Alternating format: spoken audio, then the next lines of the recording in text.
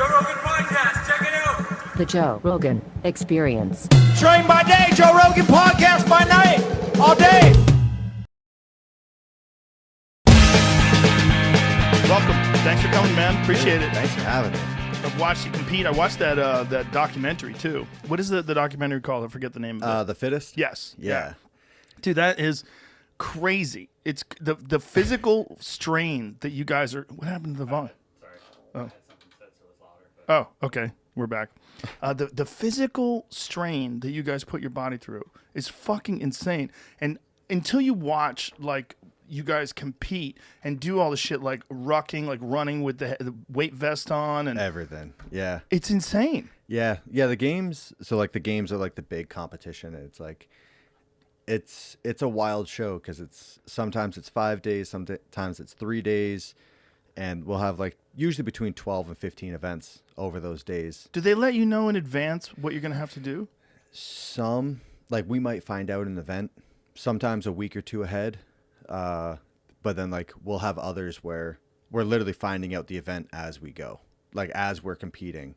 So we don't even know what we're doing on the competition floor. They'll be like, all right, start lifting that weight. We'll tell you when to stop when you hit your number of reps, stuff like that. It's interesting to train for because you don't know if you're training for a 1 rep max or 100. You don't know if you're training for a 40-meter dash or a marathon. It keeps it interesting. Like we've had events that are like 20 seconds long, and then a couple years ago we had to row a marathon on like the stationary Concept 2 rowers, so like 42,000 meters. So was that 26.2 miles rowing? Yeah, 42,000 something How meters. How long does that take? I think the average time was about 3 hours. I think a couple people were like 3.5 hours. Yeah, because you can't row as fast as you can run, right? Can you? I mean, I would prefer to row a marathon than run one just because Really? it's easier on the joints. Oh, okay. Like your ass goes numb just from sitting on the seat. But yeah, I mean, it was just easier on the joints. They did it because they were like, we tested it. And like after you run a marathon, like you can't walk for a couple days. Like your body's just trashed. With rowing a marathon, like you're sore, but you're good to go the next day. Doesn't it really though depend on the person and what kind of condition you're in? Because my friend Cam Haynes, that motherfucker runs a marathon every day. Yeah, I think if you're conditioned for it and that's all you're doing. Yeah. But he lifts weights too. Yeah. I've met Cam. I met him a couple years ago. He's got problems. Does he? Yeah, he's crazy.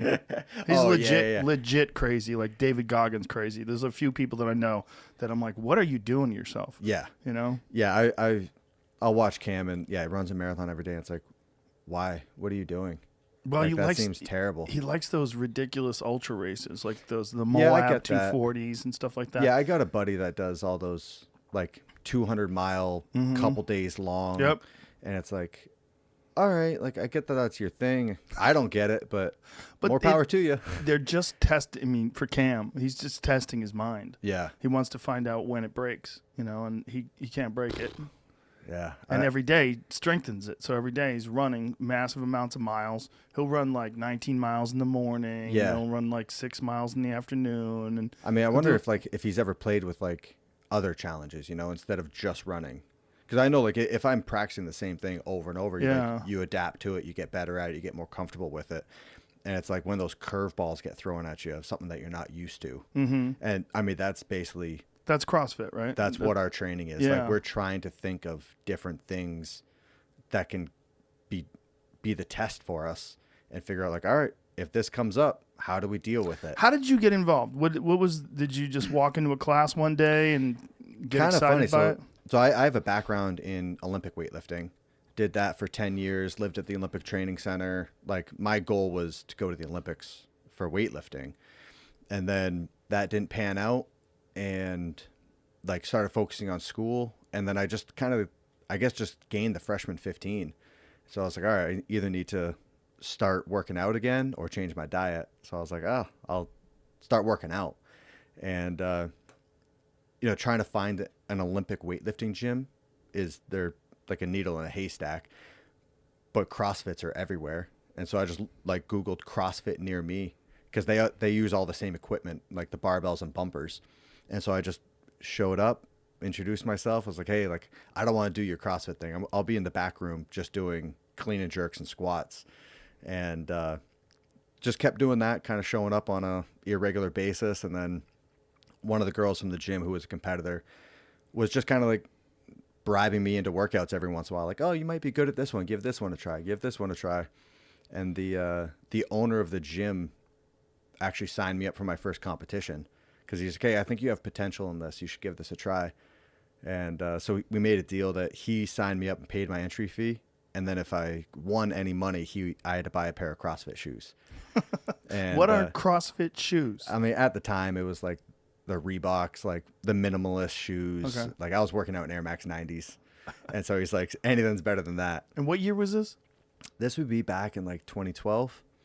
And so anyways, I won the competition, got a couple $100 and was like, yo, this is kind of cool. Like just pocket money for a college kid. Like, are there more competitions like this? And so they showed me where to find these competitions. And I just kind of started driving around the Northeast, like all of New England. And if there was prize money at a competition, I was signing up. And so I basically looked at it like a part-time job of like, while I'm in school full time and broke, I can make some pocket money.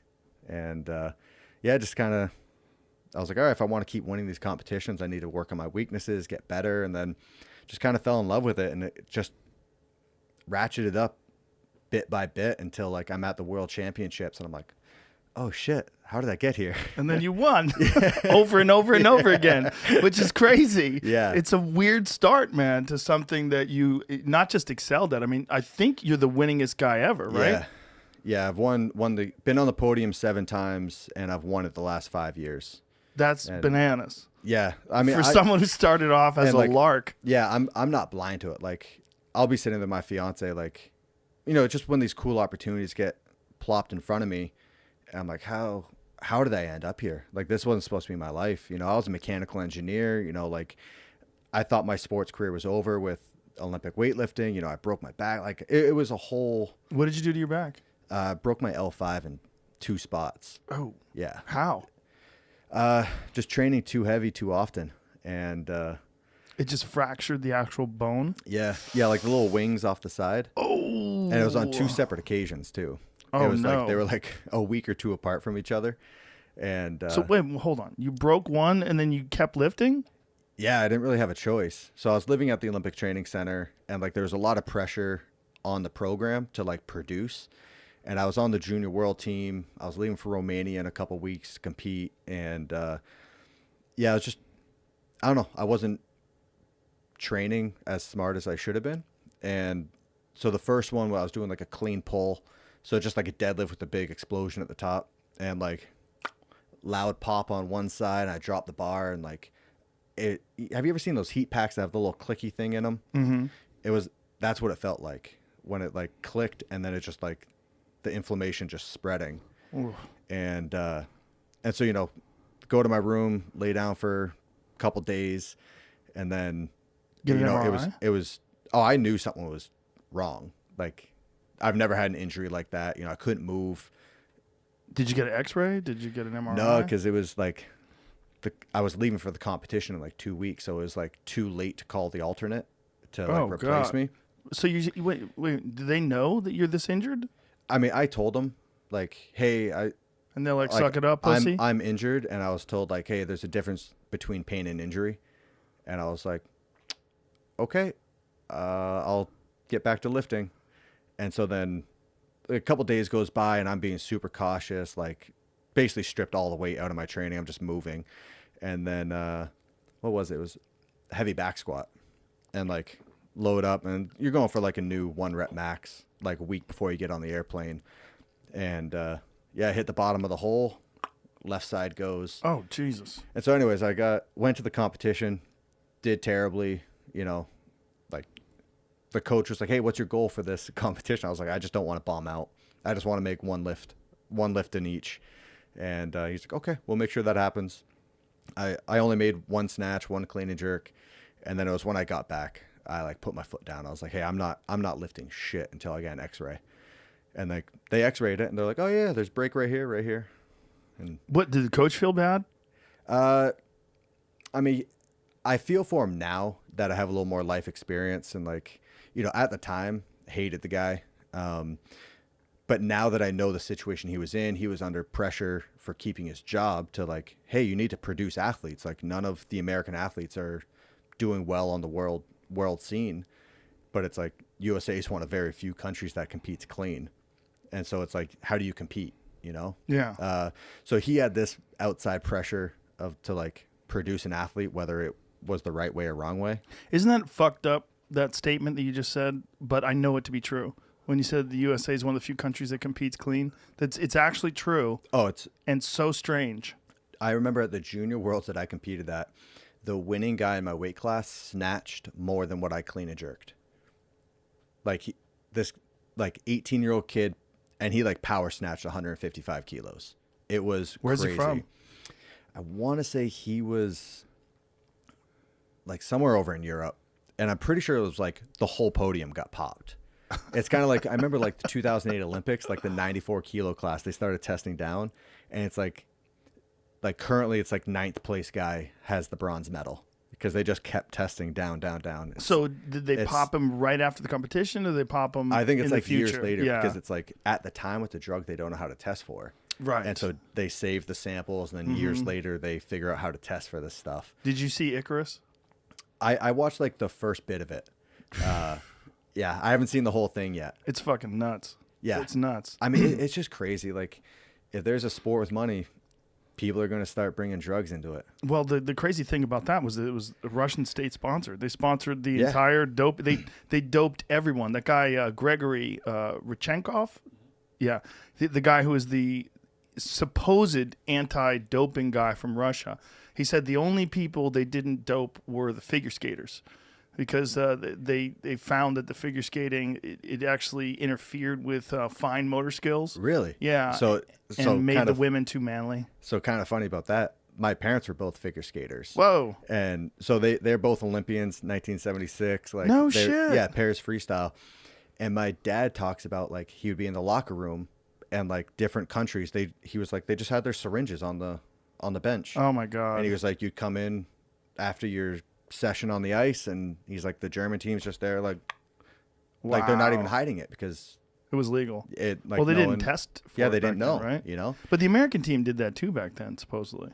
oh really? Yeah, I was reading this thing about Bruce Jenner where they were talking about all the shit that they gave him when he was winning the decathlon, and then they gave shit to apparently post when it was post the Eastern Europeans winning like a lot of weightlifting competitions, and then it was clear that they were experimenting with different kinds of steroids. I remember reading the article, like they were testing it at York Barbell, and like I remember reading these journal entries from the lifters, and some they were bolting the bars like to the ground or to squat racks, and they would take the drugs and then just push on the bars as hard as they can, because their theory was like the heaviest bar you can lift is the one you cannot. And it was like, huh? What? And some of these lifters are saying like, yo, these pills or these injections are where everything is coming from. Like, this is where all my gains are coming from. And then others were like, no, it's the training methodology. Like, the drugs have nothing to do with it. I'm just hitting all these personal records. Yeah. Maybe a little bit of both. I think I know which one's helping out for more. sure. But I mean, you don't just taking the drugs doesn't make you stronger. You have to actually lift the weights. Yeah. But for sure, the drugs are helping. Like the idea that the drugs don't help. I've actually seen someone argue that before. Oh, That steroids are useless, and if you train properly, they actually get in the way. I was like, what are you talking about? No. What are you talking yeah. about? I mean, there's been a couple people that like in CrossFit that got popped, and they're like, oh, the drugs weren't even doing anything. And it's like, oh, silly boy. Of course they were. yeah. They work. There's a reason why they're so prevalent, and there's a reason why they test for them. Yeah. They don't test for things that don't work. They're not testing you for Cheerios. They're testing you for shit that really works. I mean, like the one guy that he was on the podium at the games and then got popped. Oh. I competed against him 6 or 8 months prior, and like the one stat, like he was snatching like 260 or 265, and then he shows up to the games and snatches like 290, and he almost hit 300. And he's like, no, the drugs had nothing to do with it. And it's like, I bet they did. Yeah, I don't believe that. And it's like you've been in the sport for years. Like if you're just a beginner, you can make progress like that. But I'm like, you've been in the sport for years. Yeah. And then in the last 6 months, you just had this huge spike in your performance. And you're like, oh, no, it's just because I became dedicated. It's like, I'm not buying it. Dedication. Yeah. It's so important to be dedicated. Now, how often do they test everybody? I mean, pretty often. Do they show up randomly? Yeah. So we have out of competition drug testing. It's like when I did weightlifting, we were on like the NAN program, so no advance notice. So you had to give, if you're in the Olympic sports, you're tested by the Olympic Association, you have to give 1 hour a day of where you are, and they show up. They don't call, nothing. So like everyone put from like 5 to 6 a.m., I'll be in my dorm room. And like if you're leaving for the airport at like 4:50, you'll see someone sitting outside the dorm room just like looking at their watch, waiting for 5 a.m. to hit and give the knock. And like they'll follow you. They come with you to school, work, doesn't matter what you're doing. Will they make you miss a flight? Yeah, probably. I'd assume they would. But I mean, like I remember having to talk to professors of like, I have an exam and like I didn't have to pee. So I'm like, you guys got to come to class with me. And having to like explain to a professor of like, hey, like these guys are here for drug testing. I compete in the sport. Is it okay if they just sit there? And wow. Yeah. So the CrossFit. How creepy.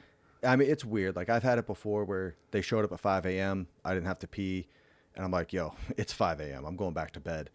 And they're like, yep, we'll sit right here. So they just sit in the room while you're sleeping? Yeah. They just pull up a chair and they'll just sit there as just you stare at you while you're go sleeping. back to bed. How can you sleep while this guy... I mean, just like put on the TV or something for them and like you just go back to bed. I mean, after a while, you get used to it. Of like the first time having to take a drug test in front of someone, it's weird. Like they're inspecting you. They have to look closely. at your dick. Yeah, making sure it's not rubber. And then I mean now it's like I don't even break conversation. It's like it happens so often. Every competition, out of competition, you get to know the guy that's like in your region for drug testing. Did CrossFit always have drug testing? I don't know. I don't know enough about the history. I think it's newer. But yeah, with the CrossFit drug testing, I remember the first time I got drug tested. 'Cause when I first got in the sport, I was like, I think these guys are doping. Like, I don't believe it. And I didn't know about the drug testing protocols. And then I had to sign up for it because I was doing well enough in the sport. And then I get a phone call of like, hey, this is so-and-so from the drug testing where your name got pulled. And I was honestly excited because I'm like, oh, sweet. They do regulate this. This is great.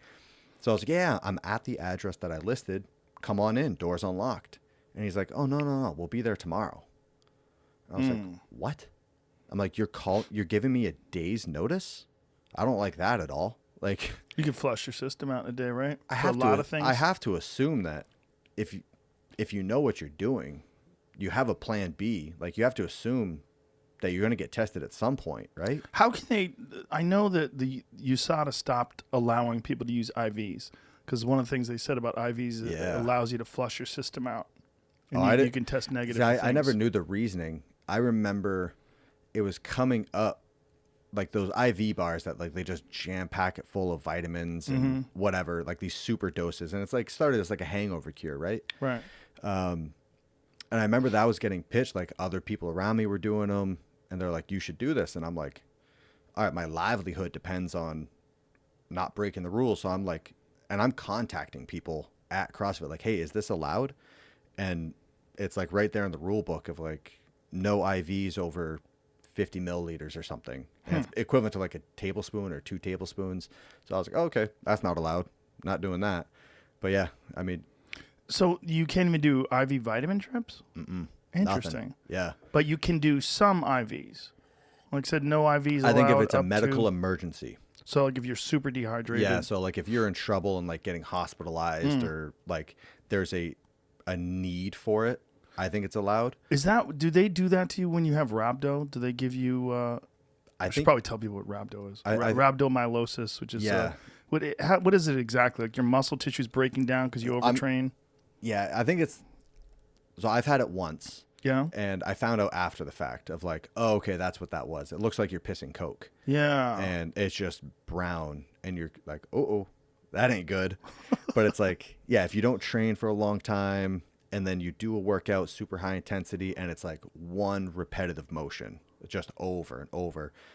And so I'm not 100% sure. I don't know all the science and proper terms behind it, but it's basically like your muscle poisons itself, something like that.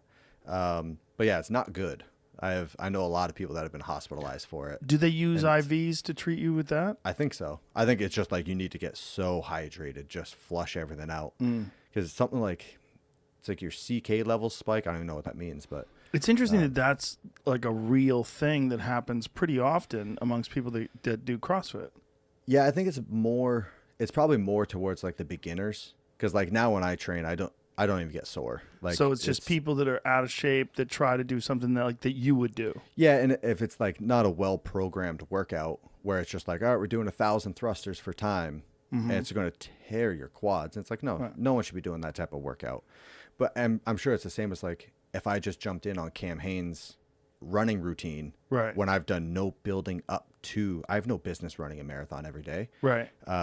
So yeah, if I'm just jumping in a workout that I'm not prepared for, well, yeah, it's going to fuck you up. You know? Yeah, that is the thing, right? When someone says that like it takes you 6 months to recover from a marathon, there should be an asterisk if you're not conditioned to run exactly. marathons. Yeah. I mean, it's like any sport of like, if I go in to roll or something and it's like, well, no, I need to learn the fundamentals. If I'm just jumping into a full sparring session, it's like, well, yeah, bad shit's going to happen. Yeah. You know? Yeah. It really is like anything. And in CrossFit, when you talk about like someone doing 1,000 thrusters, is a workout, are they scheduled by the people that run, they call them boxes, right? Your gyms, you call them boxes? Yeah. Is that like I think that's like term? the coin term. Is that dorks? Is that like so dorky that you don't say it? I mean, 'Cause you're too CrossFit? Well, I came in from weightlifting. So Right. like So it's a gym. We used to watch CrossFit fail videos. Oh. Like from weightlifting. Like when I started CrossFit, I didn't tell any of my weightlifting buddies for like, until they saw me like on ESPN. And like I was getting texts or phone calls and they're like, hey, so I was watching TV today and you do CrossFit now? And I'm like, That's yeah, hilarious. yeah, that was me. You're on ESPN and you're embarrassed. That's so silly. But yeah, a lot of people call them boxes. But you would call them a gym. Yeah, I just call it the gym. Well, if you call it the gym, I think everyone should call it a fucking gym. How about that? So if they go to those CrossFit gyms, are the workouts, like when they have the workout of the day, is that workout scheduled by the person who runs the gym? Yeah. Or Yeah, I mean, so they could just randomly choose a bunch of shit you could do? Yeah. So yeah, they don't I mean, necessarily... it's like the owner of the gym is allowed to run it however they want. They're free to do whatever. So like there's no regulations on the equipment, programming, coaching, Interesting. nothing. So like I came from a gym in Vermont, Champlain Valley, that like I thought that was my first experience with the CrossFit gym. And it was this huge gym, amazing coaches that like cared about the fundamentals, had amazing programming. Like they put thought into every aspect of it. And then I remember like visiting other gyms that it's like, I mean, it's like the size of this room, half the plates are broken. The coach is just a cheerleader. And I remember like, wait, these are the same, this is the same thing? You know? So do you just have to pay a fee to be a CrossFit gym, or do you... I'm not 100% sure how it works because I've never had an interest in opening a gym. I would imagine, Right. like, I think, I mean, just what I would think you should have to do. Like the workouts should be scheduled. Like you should have like, okay, this is a workout that you can do. Like we've balanced it all out. Yeah, and I think it's kind of comes down to, you know, the gyms that aren't putting in that effort will dwindle out. Because, you know, people start expecting, they're like, I'm paying you a good chunk of money, you know, Right. $100, $200 a month. Like, I want something for that money. You know, I'm not just going to show up to your dusty garage. But what I would hope is that there's some sort of accreditation. So if it's accredited, and then you have workouts that have been thoughtfully Yeah. put together, so that you know that you're going to get A good workout a really and- good and workout, be a safe. balanced workout, Yeah. and be safe. Yeah, I mean, I've shown up to gyms where it's brutal. Yeah, I can imagine. I'm sure a lot of them are out of business now. But I've also shown up to ones that like are great. You know, the people take pride in it. They want to give the customer the best experience they can. I was lucky enough that just by random chance, the first one I showed up to, like if they have a class over, you know, whatever number of people, they have multiple coaches working. During the workout, the coaches aren't just cheerleading and telling people to go harder or go faster. It's like they're critiquing technique. They're giving a good foundation. I mean, that's where like I hit the ground running coming into the sport, was I have this background in Olympic weightlifting. So I know how to move my body correctly. So it's like I came in like leaps and bounds ahead of so many people because I didn't have to work for years and years to build this foundation. Right. So all I had to do was figure out the cardio side of it. The cardio side of it has to. I mean, you're built like a fucking brick shithouse. Well, I would imagine that's really hard to have like you giant fucking legs and you're stacked. Yeah, I mean, like Olympic short, lifters. thick. Yeah. That's not necessarily what I would think of in terms of like someone who's a cardio machine. I would think you're fueling so much muscle. Yeah, I mean, just taking in enough calories and fuel for the day is a full-time job. Like when I was training and competing, I'm taking in 2,000 to 3,000 calories a day just in liquid. What's a typical meal for you?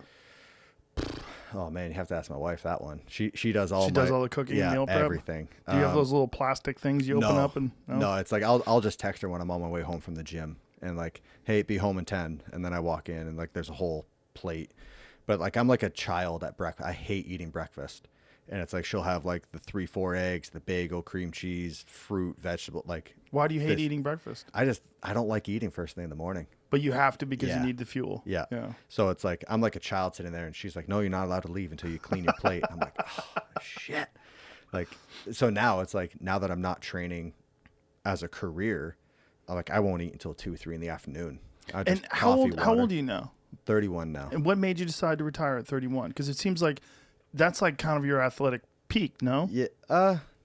Yeah, I think people peak at different ages. I mean, like I had my best performance ever, like my last competition, but it was just time, you know. You were done with it? Yeah. Like when I did weightlifting, it's like I rode that bus until the wheels fell off. And like when I left it, I had resentments. I didn't like it. You know, I cut off ties with a lot of people just because I didn't know how to handle it. And so with CrossFit, I wanted to make sure that I left it still wanted to be a part of that community. Like I still want to feel good about showing up to competitions, keep my friends, like all this stuff. So, you know, like it's been a goal of mine for a long time to like, you know, get certain records in the sport. So I hit that record, and there's just been too many other things in my life that I've put on hold. And I'm like, okay, I'm good. Like I've done everything in the space that I wanted to do. Now I want to pursue some of these other things that I've put on hold. And, you know, like my whole life has revolved around this for 7-8 years now of, you know, not traveling, not going out to meals, not hanging out with friends. It's like, no, like from eyes open to eyes closed revolves around this. So when we talked about meals, you said you don't like eating breakfast, but what would a breakfast be for you when you were in peak form? I mean, the typical, like probably 4 eggs, 4 or 5 strips of bacon, bagel, cream cheese, bowl of oatmeal, bowl of fruit, big jug of water. I mean, nothing crazy. It was just like the quantities I was having to put down. And are you supplementing as well? Yeah, like just the typical like protein, creatine, pre-workout, Vitamins? a shitload of beta alanine. Yeah. Yeah, beta alanine works. Nothing crazy. Oh, I love that stuff. That stuff works. Yeah, I can't believe more people don't take it. Like I found where I could buy it just on its own, like not mixed in a pre-workout. Yeah. And just kept it in my gym bag, just like a scoop before every training session. What do you think beta alanine does for you? It makes me feel like I have a third lung. And then, so that's how I always felt it was. Like I felt like I had a third lung when I took it. And you would just take it with water? I mean, I would just like dry scoop and then swig it down with a cup of water. It tastes weird. Yeah, I didn't really have much. The one I had didn't have much of a taste. It was more just like your mouth gets tingly right away because it had the direct contact there. And you would do that how often before workout, or how far before you're working out? I mean, like 10 minutes. Oh, like because I would do like a very gradual warm up activation, all that stuff going in. So by the end of the warm up, like you're rubbing your face, just like, oh shit, it's kicking in. Here we go. But then someone told me that it actually blocks, lactic acid production. So I was like, oh, okay. That makes sense for Yeah. why I feel so good when I take this. Because like so much of CrossFit is just like, all right, who can spike their heart rate and keep it there the longest, and then who can like hold off the lactic acid the longest. And when you would take beta alanine, what dose? Like, what's the? I wish I could tell you. I didn't even do that much research on it. People that are like so meticulous about their supplements and their training probably screaming right now. Ah! Oh, I mean, even at the games every year, it's like everyone has their prepackaged food. Like they're weighing out their chicken, their white rice, their broccoli, and I'm just scarfing down Snickers bars. Like as soon as I come off the floor, and it's like, well, I worked with experts in like each of these divisions of like, this guy who trains triathletes. Like he's a scientist that shows these guys how to be optimal. And he's the one telling me, he's like, yo, if you're doing a 60-minute workout, like Coca-Cola and a Snickers bar as soon as you're done. Isn't that crazy? I was like, oh, okay. So I can never eat a Snickers again. I've eaten so many over my career for the last like 3-4 years. Floyd Mayweather was always drinking Coke or Pepsi after he trains. And Yeah. people are like, this is crazy. He's ruining his body. And I'm like, no. He knows what he's doing. Yeah. He's dumping sugar into his muscles. So it was this guy, I went out, I think it's the University of Colorado, and he has like the sports lab, like at the university, and the typical, like put you on a treadmill with a gas mask and heart rate wires, all this stuff. And he just keeps ticking up the treadmill, going faster and faster until you drop. And it's like every 3 minutes, he's like pricking your finger and drawing blood. And like, he's telling you where all these different levels are. And I'm like, I don't care. Like, you just tell me what I should do to get better. I don't want to know where I'm weak. Just tell me how to get better. And he was telling me, he's like, don't drink the bottled Gatorade. Drink, like, you buy the scoop of the powder and mix a gallon worth into like 8 ounces of water. Whoa. And I was like, oh, that much, huh? And so it's like you do these like 90-minute zone 2 training sessions where you're just on a spin bike or running for 90 minutes. And he's like, as soon as you're done, slug that down. And it's just like sludge. Yeah. And it's like, oh, this sucks. But it gets into the muscles. Yeah. I mean, I don't know the science behind it. I it's just listen weird. to people that are smarter than me that know what they're doing. And I'm like, okay, cool. So he's like, yeah, eat Snickers bar after a workout, slug down like this condensed Gatorade, and you're good to go. I'm like, okay. Now, does he want you to do the Gatorade because it also has electrolytes along with all the sugar? I think it was just the sugar. It Really? was just like the condensed, like, so, I mean, I had good performances the last couple of years. So I'm like, all right, what you told me is working. I'm going to keep doing it. But yeah, I mean, I don't have a background in exercise science or anything like that. So half the time when these people are telling me these things, I'm just kind of like, all right, this is your world. You're the pro in this. Do you think that having this background in Olympic lifting was a giant advantage? Huge advantage. I mean, not only am I coming into the sport with lifts that are like already like messing with the top guys, but now I know how to move my body efficiently. So like a lot of times if you see these guys on like longer workouts where it has like 30 snatches at the end of it, or, just this high volume of Olympic lifting, by the end of the workout, they're moving differently. Their technique is breaking down. The bar's swinging out. They're not catching the bar as efficiently, so it's crashing on them. For me, it doesn't matter if it's the start of the workout, end of the workout. It's like I may catch the bar lower, I may have less pull, but the movement's identical. So I just have this huge advantage coming in that whether I'm fresh, tired, sore, I only know how to snatch a bar one way. Would you advise a young person, if you ran into someone, they say, I want to be a CrossFit champion, would you say get into Olympic lifting first? I don't think it's necessary to do like pure dedicated Olympic weightlifting first. I think it's a necessity to do pure dedicated Olympic weightlifting and doing it properly. Because so many times you'll see people like, oh, what's your workout today? Oh, it's work up to a heavy single. It's like, whoa, what? You're not working off percentages. You're not building up to... Explain that to people, what you mean. Like... Because a lot of people are like, what the fuck is he talking about? Yeah, I mean, like, a lot of people just like... If you're trying to bench 315, you don't just go into the gym every single day and take a whack at benching 315. It's like you start at a lower number and doing a shitload of reps, and then you're tapering, you're cutting down the volume, you're increasing the weight, you're working off percentages to build up to that heavy single. So, I mean, like when I did weightlifting, I mean, you're working most of the time between 70-80% of your max lifts, just dialing in that technique and like making sure you know how to move with weight. And I remember coming into CrossFit with my background, I'm like, wait, you guys are just going heavy every day? Like that's not smart. That's how your body's going to break down. You know, you're not learning how to move this weight properly. Right. And so, I mean, it was a huge advantage coming in with my background. Not only knowing how to move the weights in those specific lifts, but then even like with the kipping movements on like for pull-up bars or muscle ups, it's like I know how to move my body by using my hips. Like I'm getting that pop out of my hips to get up over the bar. And so I just knew how to move a little bit more efficiently. And so it was a huge advantage coming in. Do you think it's better? Because it seems to me that if you came in with a strong cardio base, like as a triathlete or something like that, that it would be harder to put the strength on versus someone like you comes in with a strong muscle base, a strong power base. Mm-hmm. It seems like it would make more sense that you would be able to develop cardio easier than they would be able to develop strength. I think there is some truth to that. Because it's hard to develop strength while you're doing the heavy cardio, right?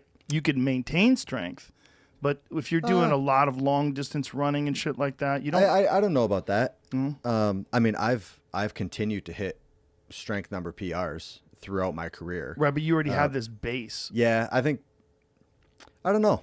Because that's the one thing that they always say, if you're someone who gets into marathon running or something like that, like you lose a lot of strength. You lose gains. Is that just like atrophy of? I don't know. Yeah. I would wonder if it's that or if it's just the fact that you're doing this one particular thing where your body's like, hey, we got to get lighter. This motherfucker likes running long distances. I think that would be it.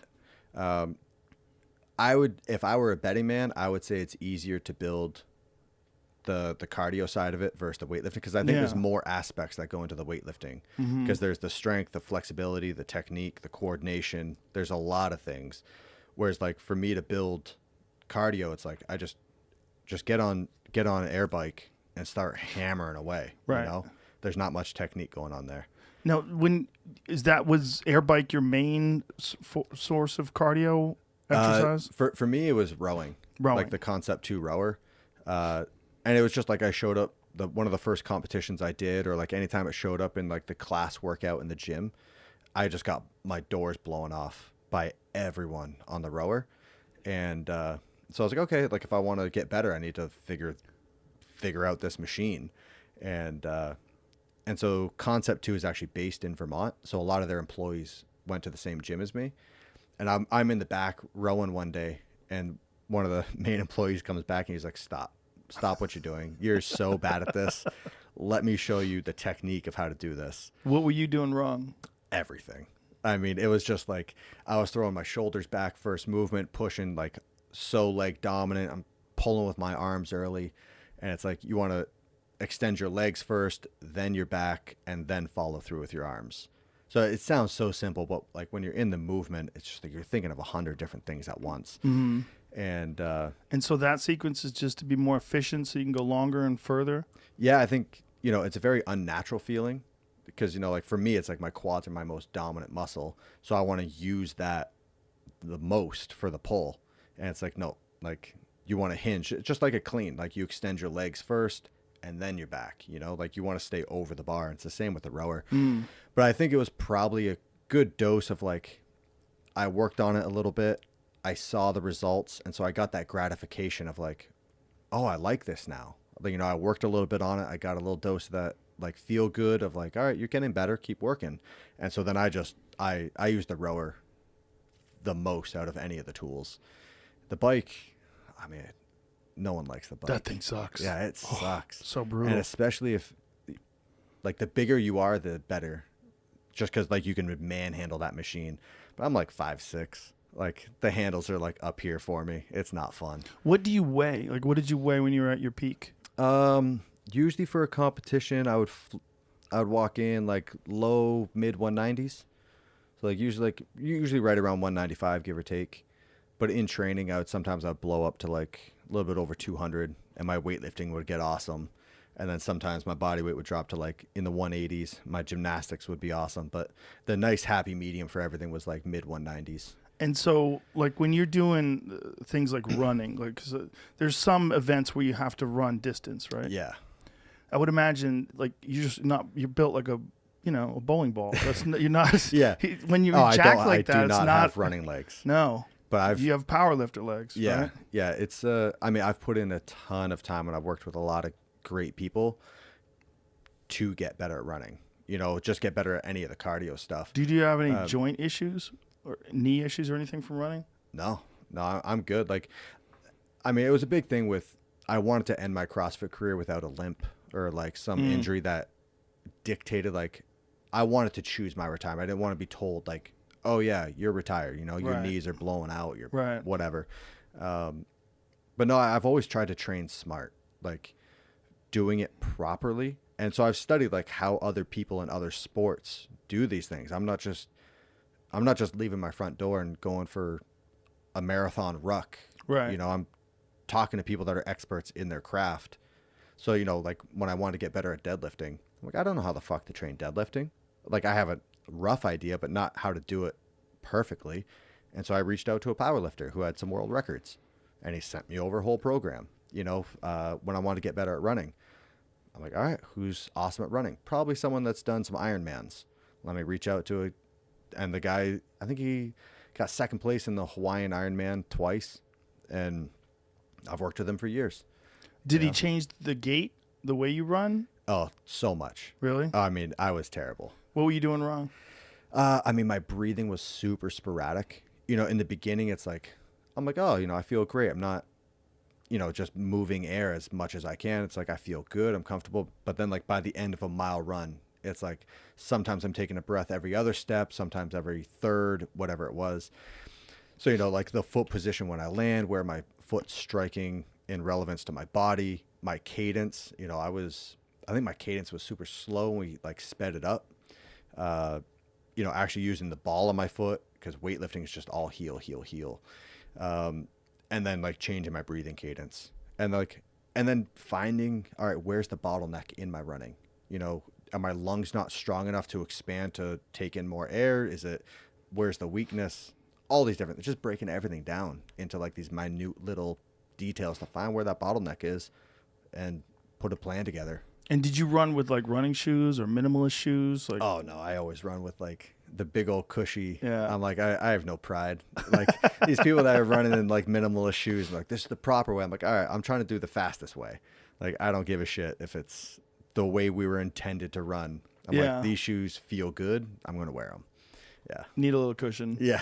Yeah. Well, I just would imagine, like, for heavier people, that, the pounding is a real issue. I mean, at 200 pounds, when you're going out for a 10-mile run, it's like, yeah, it's a lot of weight pounding. It's a lot of repetition. And when you're rucking, when you guys had to do what's the amount of weight they would make you carry? I mean, it varies. Yeah, we used have to do a lot of runs with it was like the 511 vests for a long time, and then How much does that weigh? I think the men's is 20 pounds and the women's is 14 or 16. But then we've had the backpacks. Like we had to do one race where it was 4 laps, and it started with a 20 or a 30-pound plate in it. And then every lap you had to pick up another 10-pound sandbag and throw it in. So by your last mile, I think it was 50 or 60 pounds. Oh, Jesus. Yeah. It adds up. Yeah, that I would think would be terrible for your joints. Yeah, I think you kind of move, you change your technique depending on the weight that you have. So it's by the time you have 50 pounds on your back. Like heavy walking? Yeah, you look almost like one of the competitive speed walkers. That's just heel toe. So, I mean, you're trying to keep a bit more of a clip than that. Is there anything that looks less cool than competitive speed walking? I know it's hard to do, but most things that are hard to do, those guys they're moving. Oh, yeah.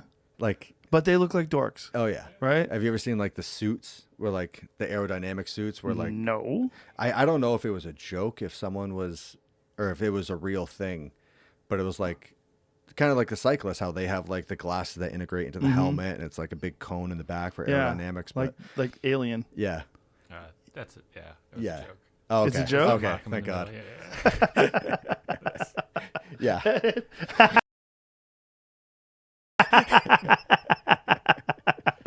Oh my God. Whatever it takes. Oh thank God, Whatever that's it a takes. joke. Yeah, I mean, no one gives a fuck if you win competitive speed walking. If someone goes, I won competitive speed walking, first place. Okay. People I are mean, like, just "All right." the way they move their hips. I don't know how they. Like, Oh, let's watch. Let's say race walking. I don't know how they don't like. They wear call out it their race hips. walking now. Look at these people. This is so silly. How do you know that, like, if someone's competing in that, how do you know someone's not just going to run? Well, I think They're running. That fucking guy in the front's running.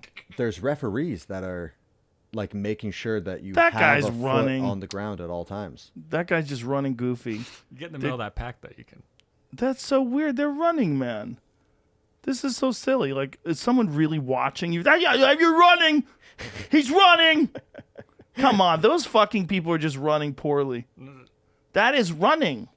Look at them. I think I saw The guy in the back is a he's guy like running a marathon. speed walk marathon, and it was like the marathon ended on the track, and they had to do 2 laps on the track in front of people, and he was like way ahead of everyone, and he got DQ'd because like he broke stride. That guy just ran. The fuck? Yeah, he's running. He almost passed out and he got pissed and started running. Well, he lost Yeah, his shoe. someone flat tired him. Yeah, he lost his shoe. I mean, what a strategy, eh? Like if someone's ahead of you, Yeah, you flat tire just give him a flat tire. Someone that got that guy right there. Like, he's so pissed. God damn it! Now I gotta run. He threw his water down. Motherfucker! I'm losing the speed walking. Look at, he's got to catch up to them I'm now. gonna catch you. I'll get you. Now he's running. That guy's clearly running. Like, come on, man. What is running and what is speed walking? When do you decide? Oh, that guy looked like he did it on purpose. That guy's a It's the dick. Olympics, man. Is it Olympics? This was, yeah. Oh Christ! How is this in the Olympics? This is so I weird. I remember like conversations of like weightlifting or Greco-Roman wrestling getting pulled out of the Olympics, Mm-hmm. and then you hear about the sports that are getting put in, Yeah. and you're like, are you shitting me? Yeah, like you're rhythmic putting gymnastics. interpretive dance in instead of Greco-Roman. Greco-Roman wrestling. Like, Yeah. it's like one of the original sports. Yeah, What but are they you want doing? to get it's there's too much toxic masculinity, Matt. You don't understand. That we don't encourage that. We don't encourage explosive athletic endeavors that require incredible amounts of discipline. Dude, I remember like we shared a window, like our gym to the Greco gym, when I was doing weightlifting, and I used to just watch. Like my platform was right next to it, and I could watch through, and I'm like, that is the coolest shit. They're savages. Oh my god, Throwing They're each other just around. brutes. They all Yeah. like none of them can use earbud headphones. Yeah. They can barely get a Q-tip in there. I'm like, that is the coolest shit. I bet music sounds like dog shit to them, though, right? Because your ears designed do that you way not on have purpose. any cauliflower No, ear? I don't have any. Oh my god. I have like little pieces, like of like one little chunk here, but I always wore ear guards, and people would make fun of me. See, I found some isn't cool that like ones a that badge were of flat. like? Get the fuck out of here with your badges. I don't know. I remember like there was a sports bar in Colorado that like the owner contacted the wrestling team and said, anytime you guys want to watch the UFC fights, like you got a table here. Oh, that's cool. And so all the wrestlers would get together, and I would just, and like you show up and it's all like the tap out gear and affliction, like everyone, they all got invisible lat syndrome in the bar. And then I would just ride the coattails of all of Team USA. And as they're coming in like Team USA wrestling gear, and they all have cauliflower ear. And it's like the crowd just fucking moved. And I was like, this is so cool. It's like the international sign of like, I'll kick your ass. Yeah, it certainly is. If you get your ears like that, you earn it. Unfortunately, some guys actually do it to themselves on purpose to make their ears look like that. It's like a white belt jiu-jitsu move. Oh, like yeah, the I guys could see They'll, that. they'll like crush their own Oh, I ears. could definitely see that. Yeah. Yeah, that's unfortunate. Well, they get really into it, you know. And they want everyone to know. Like, yeah. if you're just in the grocery store, how do people know that Yeah. that you're a fighter? It's like, all right, let me just punch myself in the ear a couple times. Yeah, I don't. Yeah, you can drain it too, you silly gooses. Yeah. and Oh, all it that's is so gross. it's just calcified blood. You know, Yeah. when blood gets trapped in between the layers, Yeah. it just Oh, calcifies. I and remember turns into a watching my rock. friends drain them. And Yeah, I was like, it's nasty. "Oh, Randy Couture used to use it. His cauliflower ear is so hard. You know, it's like it sticks out that far. It's like he's basically a rock, by his ear, and he Are would you shitting me? drive it into people. Yeah, he'd drive it into your face. Like I guess it stops hurting after a while, right? Oh, it didn't hurt him. No, like when it first happens, it's super painful. Yeah, right? yeah, but once it But becomes once it's solid, calcium, yeah. But it does break off sometimes, like Ugh. especially in MMA fights. Like guys will lose a large chunk of their ear. Like I'm serious. Like a quarter-sized chunk of their ear would fall off and be on the mat, or their ear would tear off. Where do you go from there? Like, It's not good. I mean, usually the fight's over, because there was a woman named Leslie Smith, and she was fighting in the UFC, and a hole opened up behind her ear that was so nasty, like you could see into her head, and they stopped the fight. Damn. But she's That's so wild. tough. She was She was trying just to like, keep "Yeah, going. we're good." Yeah, she was Like, trying to keep going. ugh. But that was mostly because of cauliflower ear. Damn. Yeah, there it is. Oh. Bro, it's so crazy. See if you can find a better Well, yeah, image. there was one with the hole, and I was clicking so fast I lost it. Yeah, there's one you could see. There it is. See that? That's You could literally crazy. see into her head. Look at that. Uh-uh. So that broke off because of the cauliflower ear. Damn. Yeah, because it's basically So- it's weighted. There's a rock in there. So I've like watched UFC and stuff for years and years. Like always loved it. And so I met Chuck Liddell a couple months ago, and like he used to fight at 205, right? Mm-hmm. And so I look at that, I'm like, sometimes I'll walk around at 201. So he's a little bit bigger than me. Add on some weight for like cutting down. I could not believe how huge that man was. He was enormous when he was in his prime. I remember I ran into Chuck when he was just getting into the UFC, and I couldn't believe he could make 205. He was huge. Yeah. I remember seeing him, and like even when he fought, you see him, you're like, all right, he's a big dude. Mm-hmm. But he weighed in at 205. He can't be that He's astronomically 205 big. for about 3 minutes. Yeah. Yeah. And but then like even when he's standing next to someone else, it's like, well, that guy's in his weight class as well, so he's about the same size. Yeah, I met him, and I was like, I have a whole new respect for like how enormous, and dude, that man was the scariest man I've ever met. He was just huge, and I'm like, yeah, you look like a killer. Well, you should meet Francis Ngannou.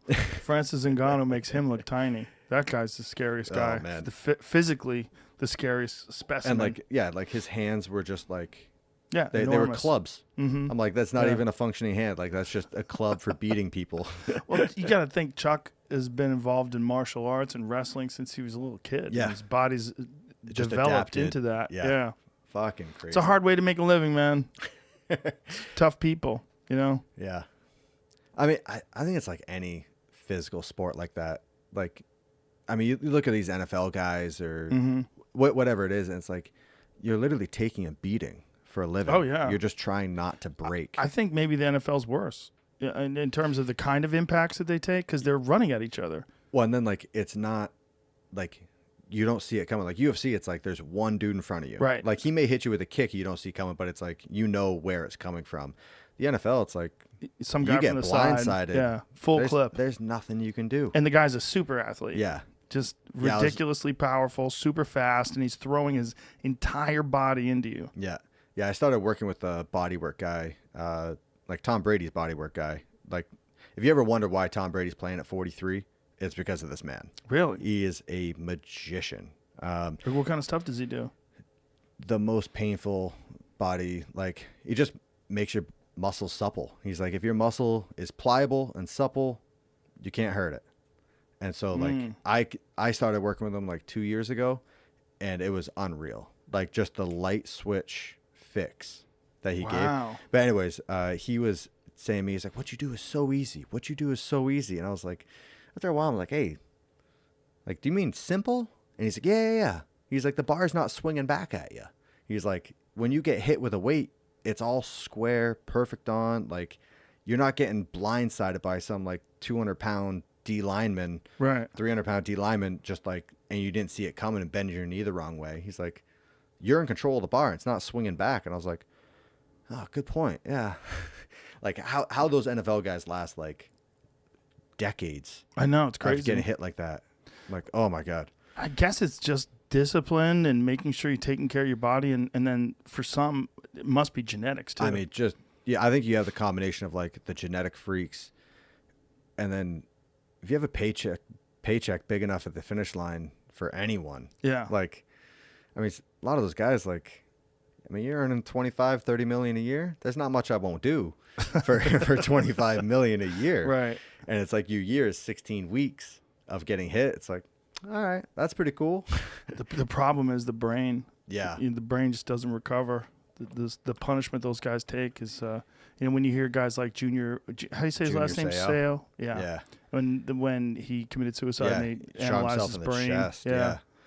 Yeah. That's the same thing with Aaron Hernandez when they did an analysis of his brain. Like self-prescribing drugs to get that quick fix, and your CTE then is it's just a out of control. Spiral. Yeah. They said his brain at 28 years old was like an 80-year-old with Alzheimer's. Yeah.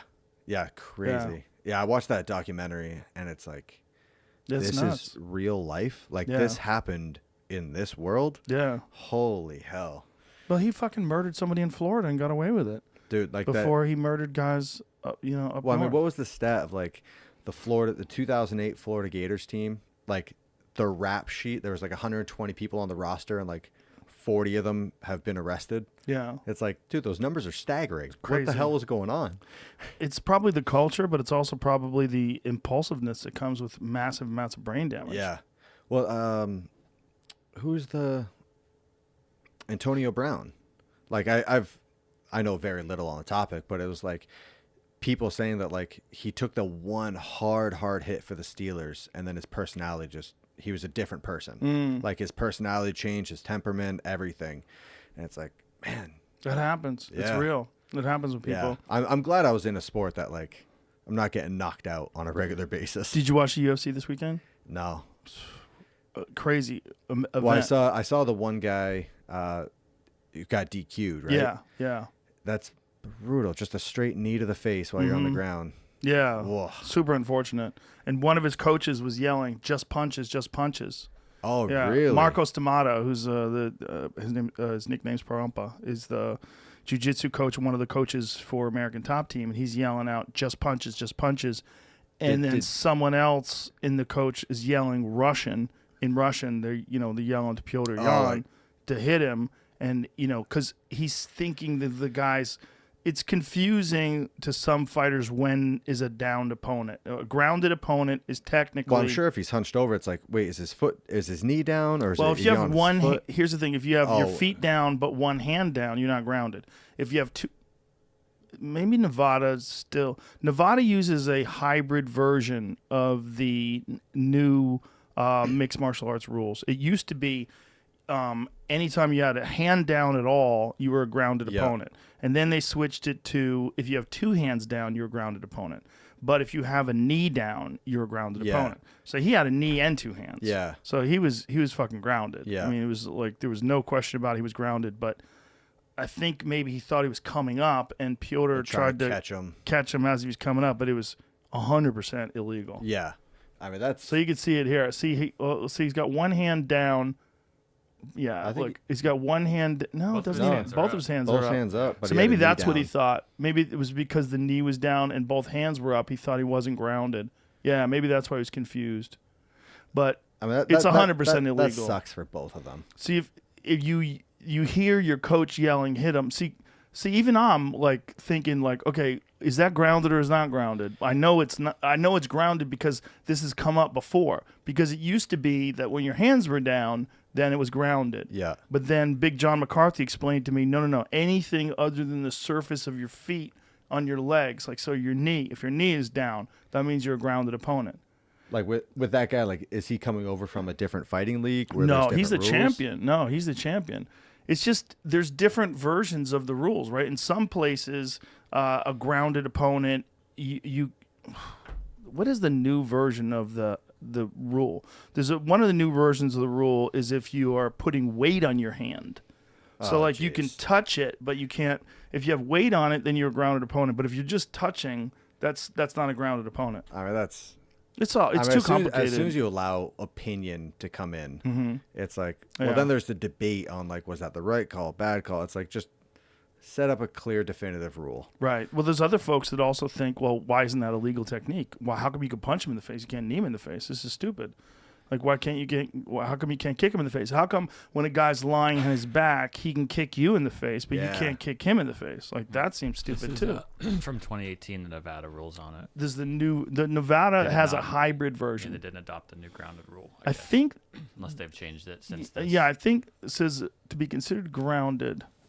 It says more technical piece of the new rules pertains to that of a grounded opponent, which states a fighter must have both of their hands down on the ground, whether it's be palms or fists, for them to be considered grounded, unless a knee or anything other than the soles kicks or knee strikes to the head of a grounded striker or fighter rather, therefore is illegal. However, the Nevada State Athletic Commission will not be adopting this part of the new rules, and we'll stick with the old definition for a grounded fighter, which means anything but the soles of the feet. Okay. So that's why it's confusing. So the grounded opponent thing, the fighter must have both their hands down on the ground. That's what it used to be. Whether it be palms or fists for them to be considered grounded, unless a knee or other than the soles of the feet are down as well. So either way, he was grounded because there was a knee down. So it was an illegal technique all over the world. That move, which is unfortunate. I mean, that's gotta suck for him. He was winning the fight too. That's what sucked. Piotr Jan was it looked like he was starting to gain control of the fight, and I think it was in the fourth round. Was it the fourth round? It was a good fight though, really good fight, and I'm sure they're gonna have a rematch, and the rematch will be super hyped up, and but he had dropped Aljamain, and he had taken him down and tripped him, slammed him to the ground a few times, and it looked like he was in control of the exchanges, but still, very good fight. Yeah, I mean, years ago, a buddy brought me into the gym, and he does. It's up in Vermont, so it's it's not that crazy serious, but he brought me in and he asked me, he's like, do you watch any sports? I was like, I love MMA, and he's like, I do that. Sundays are open mats, if you want to come in and roll. I was like, yes, I'm there. Really? And do you have any experience at all? None. And it was the most fun I've had, and it was just the most JV elementary version of him. It was my first day. He's showing me, all right, if someone has you like this, clamp your arm here, throw your hips here. And it was so much fun. And then the whole CrossFit thing kind of took off. And I was like, all right, I'll put this on the back burner. So, I mean, it was. So you're thinking about doing it now that you're. I mean, not completely out, but anything, but training as just a hobby. For fun. Yeah. I mean, just for the workout, the mental challenge. I don't want to warn you. This is how you got into CrossFit. You might go, well, I just went in. I was just a hobby. I was done CrossFit. I said, this would be fun. I'll learn how to choke people. Next thing you know, you're at the fucking World with white tape on your fingers, warming up. No, I mean, I remember watching it, and it's how'd you not see that kick coming? We all saw it, and then it's when you're in there, it's oh my God, there's so much that goes into just throwing a punch.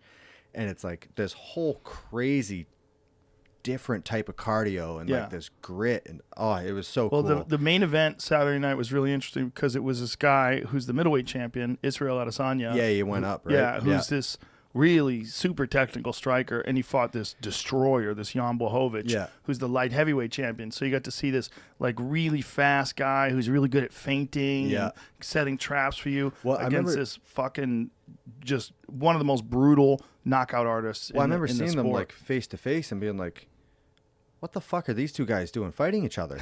This guy looks Blachowicz half his size. He's a big fella. Did he just weigh in 1 pound over? No, he didn't even weigh in at the limit. I mean, Stylebender, he usually fights at 185. Yeah. He weighed in for this fight at, I think it was one. What is it? 203. No. It was 200.5. Yeah. That's what he weighed in. And the weight limit is 205. So Blachowicz weighed 205, but not really. He weighed 205 at that moment. For 5 minutes. And then he put on, I would imagine Blachowicz is walking around at least 225, somewhere around there. So why would he want to take that fight? Is it it's just a challenge? Just a challenge. I think the real issue in the fight was highlighted when Blachowicz took him down. Yeah. Because then you realize how much bigger and stronger Blachowicz is, and he just was pounding on him on the ground, and Israel just couldn't get up. Yeah. I mean, when you have someone that big, that much bigger than you. It's not just that. It's, Israel is not his background's a striker. He's just Yeah. a super sophisticated striker, but he's not that sophisticated on the ground. Gotcha. You know, he's good on the ground. Like, he knows how to stop takedowns, and he knows how to. I'm sure he knows how to But do a just lot not of his jujitsu. specialty. No, and for a guy like Bohovic, who's just, you know, there's this old saying that a great big man will always beat a great small man, Yeah. and it's really true. Size matters. I mean, It just matters. I'm a very surface level fan of like, Mm-hmm. I see the fights and I'm not following these guys. I don't know their backgrounds or anything.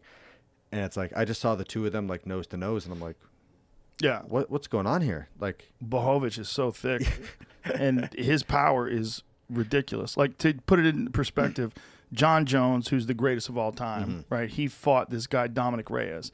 Dominic Reyes went 5 rounds with John Jones, and it was a really close fight to the point where some people thought that Reyes should get the decision. Bohovic blew Dominic Reyes out in 2 rounds, beat the fuck out of him. I mean, beat the fuck out of him. He had a footprint on his rib cage, like this huge red mark on his rib cage from Bohovic, kicking him in the body, and then KOs him. And it was like Dominic Reyes was never in danger of winning that fight. I mean, Bohovic was just a matter manhandling. of just every time he touched him, you would see the difference. There's guys that just have. That's a weird thing about fighting, in particular striking.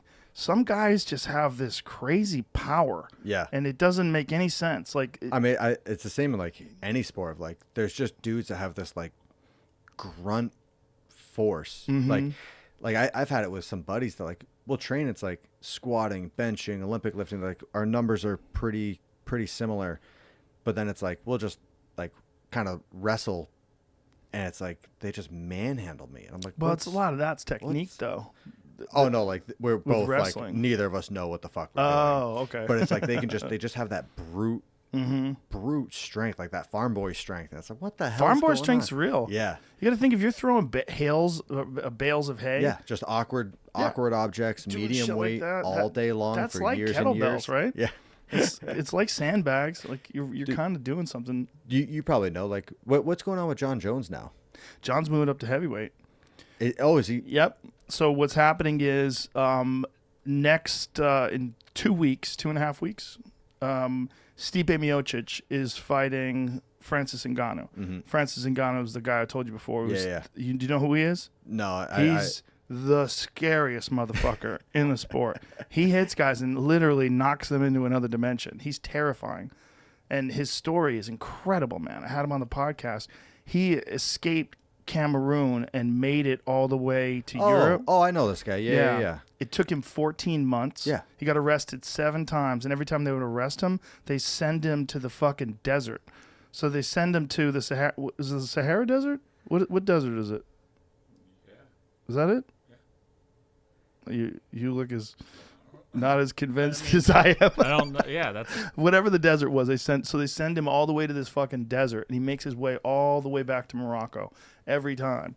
And they did it 7 times. They caught him and captured him 7 times. And finally, he made it all the way across to Spain, where they put him in jail for 2 years. So he's in jail in Spain, or was it 2 months? 2 months.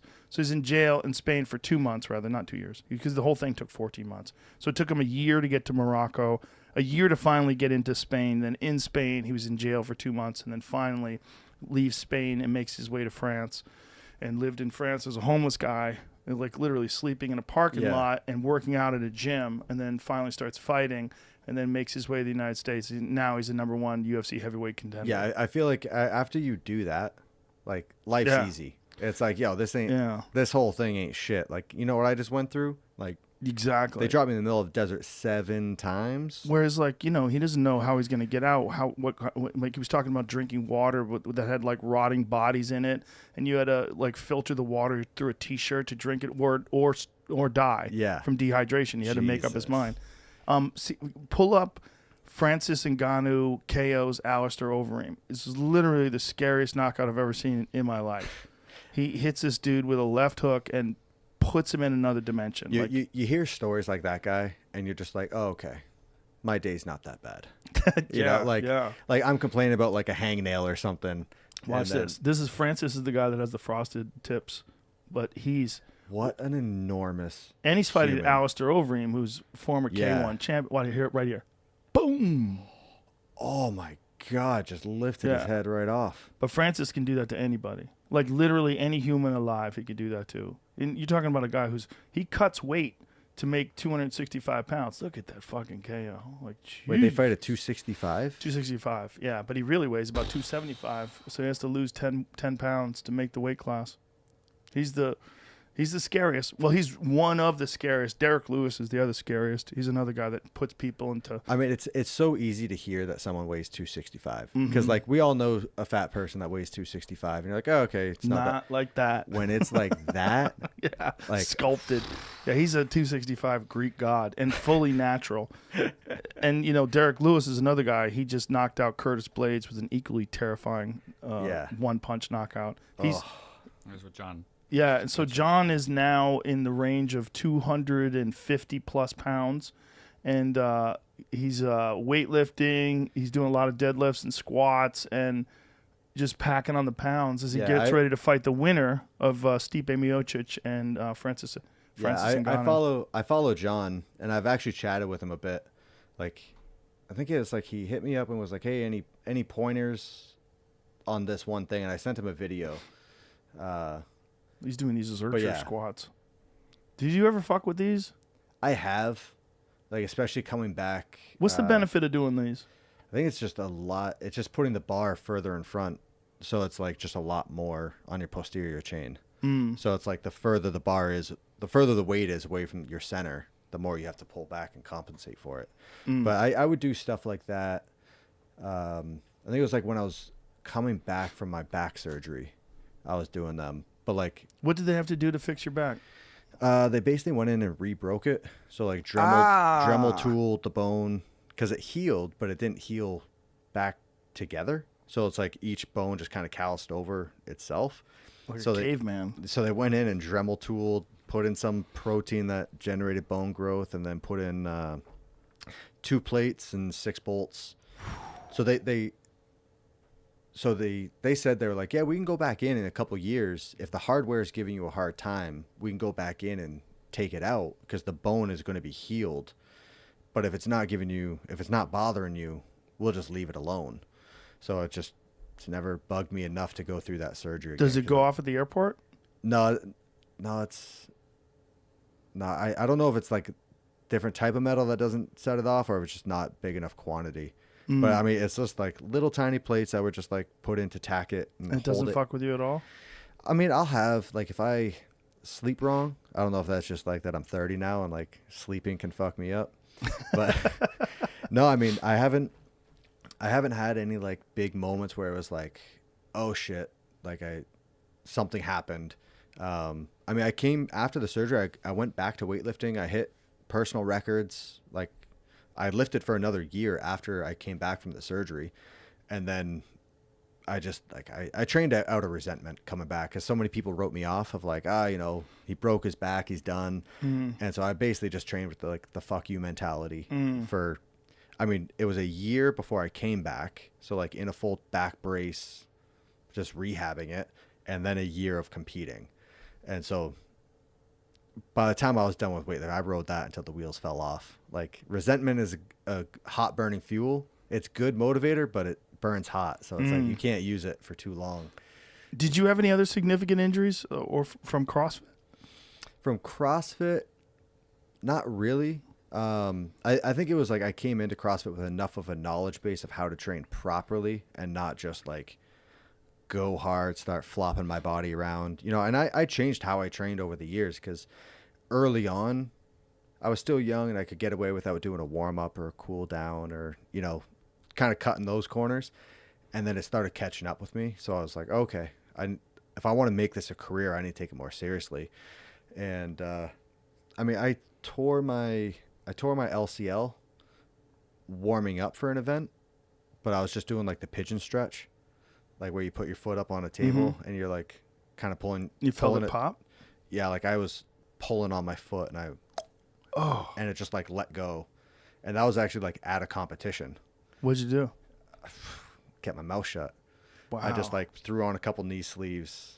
Like I remember So my mom's a doctor and she's at the competition. I was like, I didn't want to tell anyone. I didn't want to go to the medical team because they might like medically pull me if like I'm a danger to myself. And so like, I remember like getting my mom being like, hey, I think I tore something in my knee. Like, can you check it? She was like, impossible. You cannot tear your own ligament. You can't do it. And then she like, was like, she's like, okay, maybe you strained it. And then it was after the competition. She's like, oh yeah, you definitely tore that shit. You need to like go to the hospital and get a brace. But I mean, that was just That's me. funny that she said you cannot tear it by doing that. I mean, I think she was saying like, you can't self-implement a torn ligament. Like, she was like, it would hurt too much before it let go you can't pull it to that point without the pain being too much. Is it possible you were already slightly injured? I don't think so. I mean, I was an idiot. I was like cranking on it because like more is better. Of course. Like nothing in moderation. Right, of course. And yeah, so I mean, it was a loud pop, and then like, it's just creepy. How'd you do in the competition? I won it. Yeah. Like, I just didn't tell any of my competitors. It was the World Championships. Oh, a that's couple years ago. hilarious. But now like, they're hearing this going, fuck, he's eating Snickers bars too. Son of a bitch. like, have you ever seen that? Like when someone tears the LCL, like, Yeah. they just like hold their leg up to the side and it just like droops in. It looks like the pencil when you do that little like. Did you have to get surgery? No, so the LCL is like one of the few that will like regrow or heal itself. So I had to wear like a full leg brace for like 3 or 4 months. Oh, wow. And I just 3 or 4 months. Yeah, it was a while. It was enough to like suck. It seems like surgery would be a better option. So they told me the surgery was like a full year recovery. It was equivalent to like an ACL or MCL reconstruction. But they're like, so you want to try this brace first. So I just wore pants. And it worked. Yeah. Yeah. Are you guys allowed to use peptides or anything like that? Can you use like BPC 157 or anything to heal? You just said a lot of fucking words that You I don't know about those? No. Really? I've heard the word peptides, but like I just got introduced to like what SARMs are not that long ago. And it was because someone got popped for them. Yeah, I was just found and out it about came that out recently. like, oh, he got caught using steroids, and people are like, it wasn't steroids, it's SARMs. I'm like, oh, Kind of similar. What is exactly SARMs? Didn't Mark Gordon bring it up? Someone brought it up. I remember like I think- did like the quick Google search to like try to figure out what I could from a Google search, but that was the extent of what I went. And basically the summation I got was like, it's basically like a steroid that only affects muscle fiber and not like all your That's the organs. best Here we go. explanation, but- What are steroids? Difference number 1. Men on steroids may develop breasts. Oh, there we go. Women will lose their femininity. SARMs have no such effects. SARMs are more focused on bone and muscle health. You gain muscle faster on SARMs than roids. Steroids are linked to an increased risk of some cancers, like prostate. SARMs are safer than steroids in this regard. Sounds like someone's selling SARMs. Sounds great. Says SARMs are similar to steroids, but they are not one and the same. Both work by binding to your androgen receptors, triggering changes in your DNA, which increase your muscle's ability to grow. Okay. What does it stand for? That didn't pop up. Doesn't say. Let me see. Just what is a SARMs? Now, are they legal? Can you just buy them? So that was this guy's reason was he was like, oh, I just bought it off the internet. How can it be illegal if I just bought it off the internet? Is that real? Selective androgen receptor modulator. Is that you could just buy them? There's a bunch. How crazy is that? If Okay. that's what they are. Fucking crazy. I have a feeling that's not really. That can't be that. Are SARMs safe? Bodybuilding products that contain selective androgen receptor modulators, or SARMs, have not been approved by the FDA and are associated with serious safety concerns. Well, that sounds like it's written by a bitch, including potential It's like, yo, there's no fact there. That's your opinion. Keep some that little shit to yourself. pussy, some little weak fuck. You scared to grow? No, BPC 157 is something that it helps heal injuries. And they're actually the FDA is talking about banning them because they're super effective. They're so good at what Yeah, they do. they're really effective at injuries. Yeah. This is the USADA website. Okay, are SARMs prohibited? All SARMs are prohibited at all times, both in and out of competition, for all athletes From those competing at the highest level of sport to those competing at the recreational level, SARMs are listed in the category of other anabolic agents under, what does it say, S1.2 of the WADA prohibited list. Okay. Yeah, I don't mess around with that shit. Like, Well- even if I go in and like to the doctor because I'm sick, and he'll give me a script, and I'm like, hey, like you need to write me 3 scripts, and then I call the drug testing, like Right. our liaison for drug testing. I'm like, hey, is this allowed? Nope. Okay, throw that one out. But All right, now is you this don't one have allowed? to do that. So I'm still on the drug testing list for. How come? I think it's to prevent people from just like announcing retirement and then like going and doping for 6 months and be Right. like, guess what, bitches, I'm back. Yeah, right. So I think I have right. to stay in it for like 6 months or a year or something. We were talking before about people sending you stuff Yeah. that you just can't fuck I around mean, with I anything take that none of people- it. Yeah. Like, people, they get your address and stuff just starts showing up, or even like sponsors that are like, if I'm talking to a new supplement company, they're like, they want to just send you their products to try. And it's like, how do I know you're not sabotaging me? How do I know you're not on that dude's team over there? and That's trying the to get fear. me? That's a weird fear that I didn't even consider until you brought it up. Yeah. You have to worry about someone spiking your stuff. Yeah. And then like, Does that happen? Have you ever heard of that happening?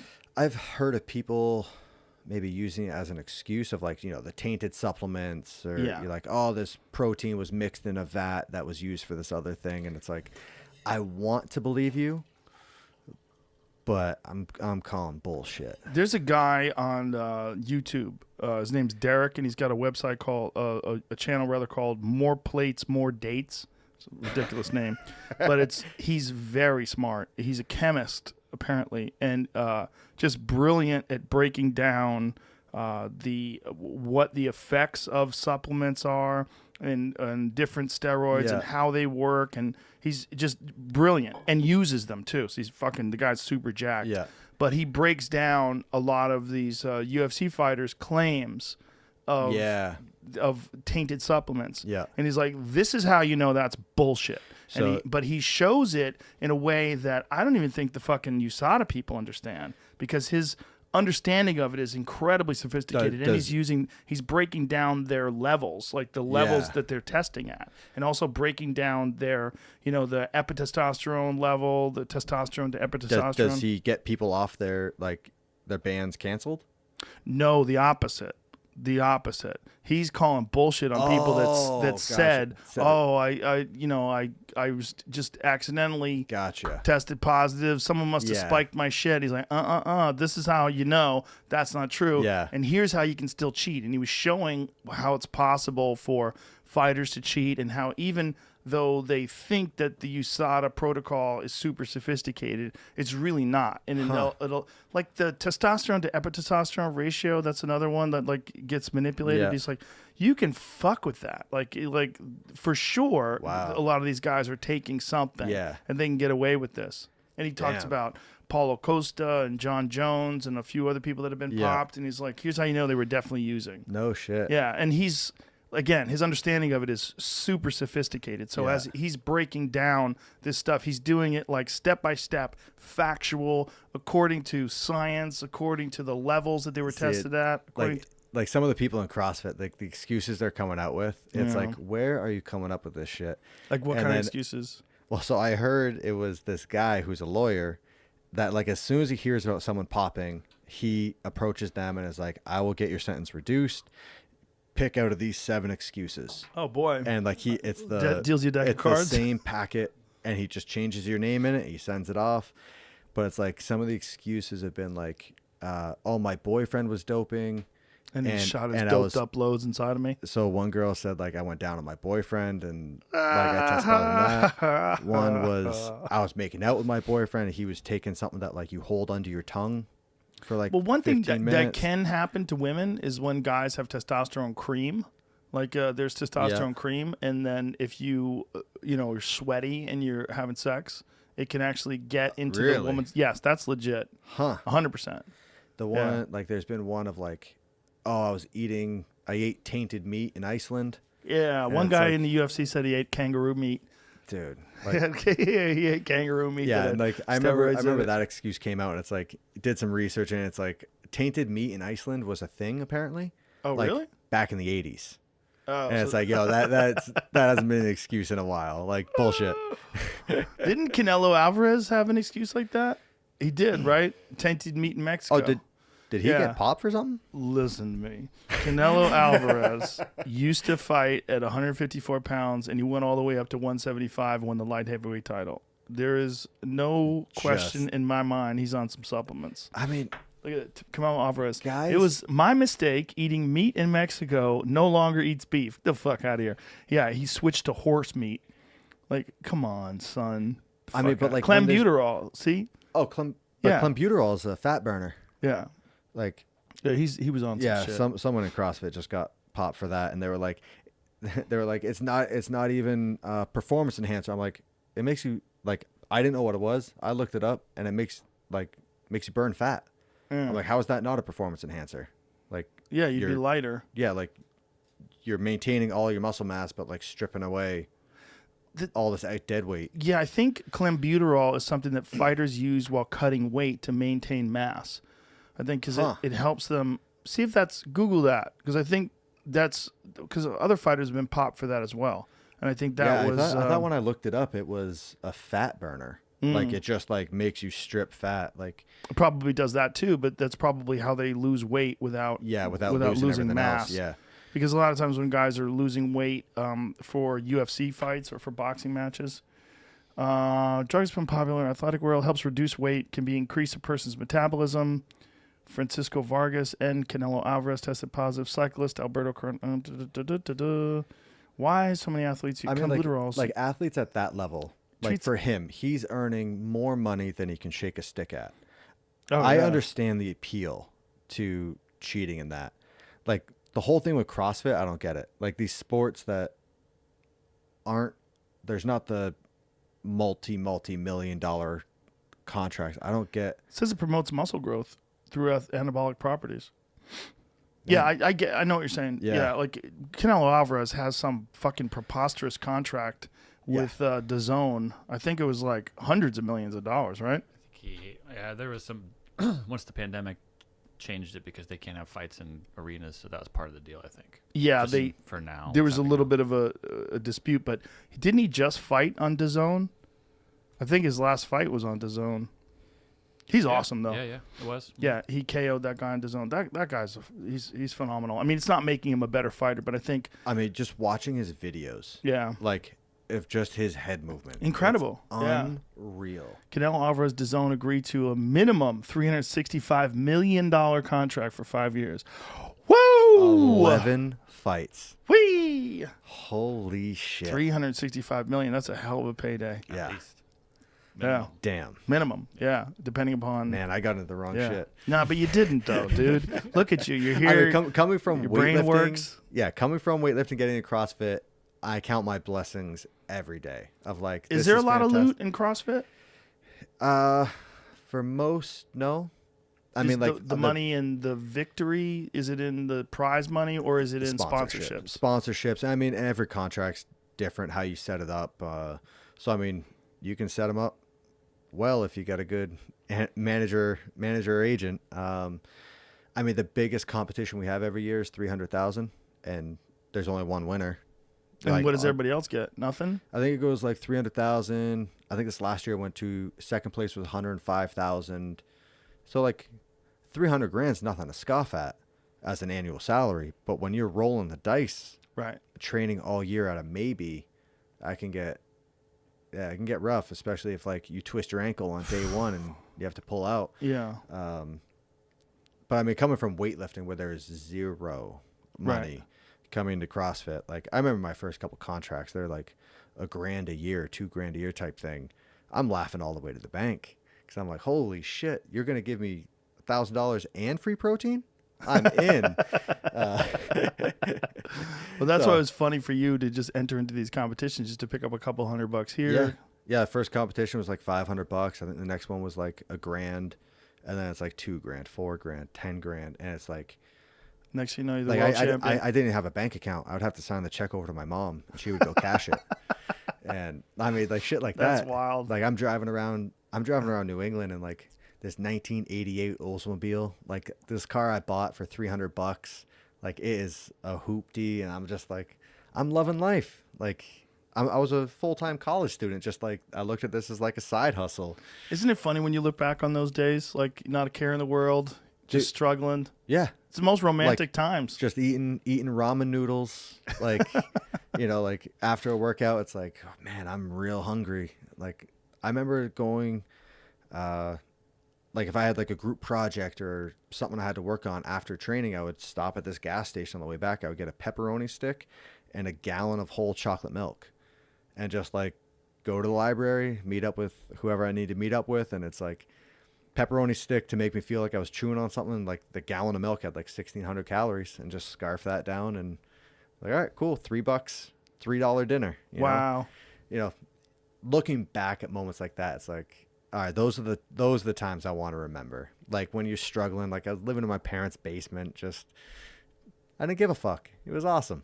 But you got through it and became successful. That's why those moments are cool. If you're 40 and that's what you're doing, those right? Yeah. That's not fun. Yeah. It's only fun when you're on the launching pad. When you look back and you think about struggling and how you got by when you're young. Yeah, I mean, like I have those fond memories with weightlifting too. And like I was never successful. Like I won like junior nationals and shit like that, but like I never made a world team or like the senior world team or had any records or anything. But I mean, like, yeah, working out in the dingy basement, you making this weight set just work because it's what you have. It's not, there's no other option. Mm-hmm. So it's like, there's no like, I wish I could have this better. It's like, no, that's what you got. Either you work with it or you don't. Yeah. I mean, those times they're fucking awesome. They're fucking awesome because you became super successful. Yeah. That's and why I'm they're fucking awesome, I'm right? excited for like finding that again. Yeah. What do you think you're going to do? You're so young, you're 31 years of age. You could still do things athletically. You could still do career wise. You could pick you can choose. I'm excited. Like there's a couple projects in the works of like, as soon as I announced my retirement, a lot of it was because I was like, all right, I've put so much of my life on hold to just strike while it was hot. All right, I'm ready to do other shit other than just these killer rowing intervals and going to bed at a bedtime, a wake up time, all this shit. What do you think you're going to do? So the first thing I did was like release my programming. I've played my cards so close to my chest for so long because I was like, I'm doing shit that I know other people aren't doing in my training. So I don't want to tell people about it. And it's like every other CrossFit athlete, every time they hit a PR, they do something new. They post about it on Instagram to get some likes. Well, I haven't said shit. And so like the day I retire, I'm like, dude, I'll tell everyone. I don't care. I don't need it anymore. Here you go. So that was like a project that I partnered with some people down in Miami that they're using their platform to do that. So how are they releasing it? Are they releasing it like as a subscription thing? Yeah, Is it, yeah, subscription. So it gets released April 1st. Oh, okay. But it was just like they already did it for powerlifting, Olympic weightlifting, bodybuilding, like uber successful in that side. They built this amazing platform. And then I'm like, I don't want to mess around with a website. I don't want to mess around with inputting all this data. Like I'm good at programming and I know how to do that well. So here you go. And then you do your thing. So doing that with Hybrid down in Miami, partnered up with some buddies that are like been in the CrossFit space for a long time for a sports nutrition company. Some people from the sports nutrition world, some people that are been in the CrossFit space for a long time. It just seemed like a fun project to do. And we're like, hey, let's see what we can build this thing into, So that's getting launched in a couple months. Yeah. Just kind of like I had all these opportunities and I don't know how to manage my time because I've only done this one thing for so long. And so as soon as I announced my retirement, all these opportunities flooded. And I was like, all right, I'm going to pick my two favorite, take these. All right, put everything else on the back burner. I was like, let me figure out these two things. And once the ball's rolling on them, I'll pick up the next two things. Did you know before you entered into the last World Championship that was going to be your last one? Oh, I tried to retire a year ago. I tried to retire like after my fourth win. Like I was sitting on the dock like a week after I was up in my camp and the guy who was coaching me at the time called me. He's like, hey man, how you doing? Like we're having a nice little chit chat. And he's like, what's your plan? What's your travel schedule? When do you want to start training? And I was like, oh, no, I'm done. He's like, what? I was like, oh no, I retired, dude. I'm good. Like I won 4 in a row. I'm happy. I'm done. And he's like, oh, okay.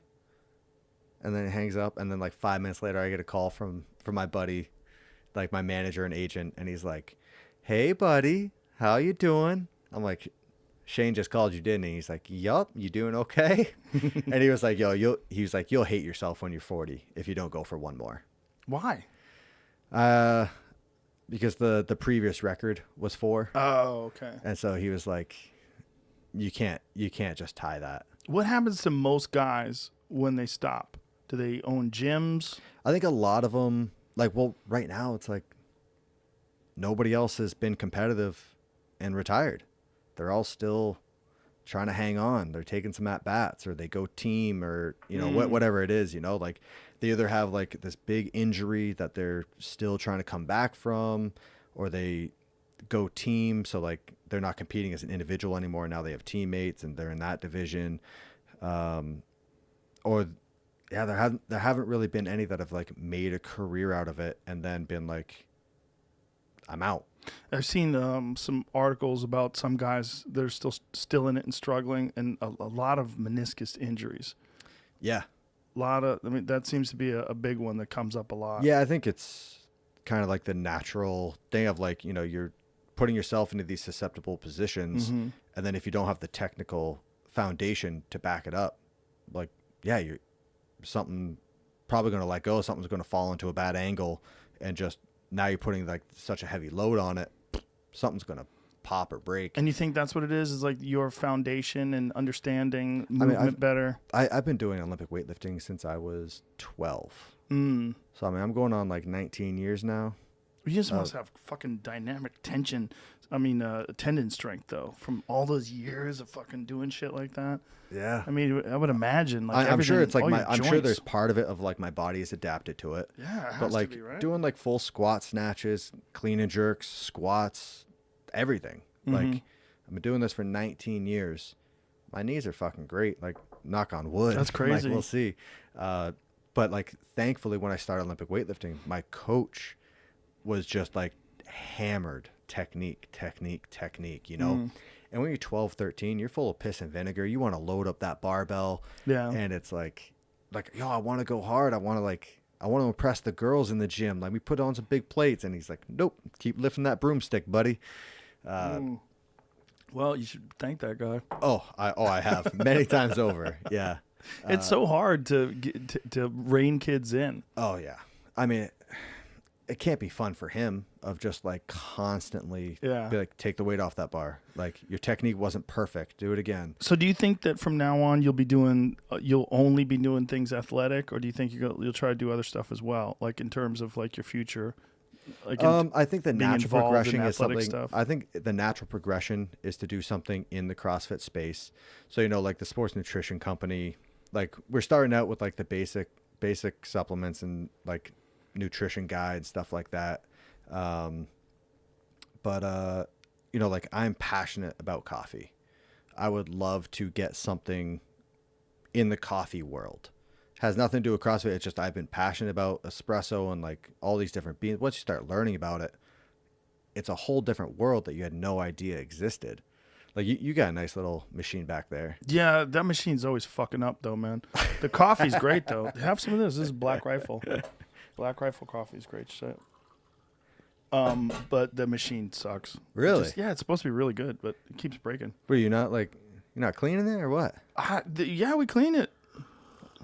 It gets cleaned. It just breaks. It's tricky, right?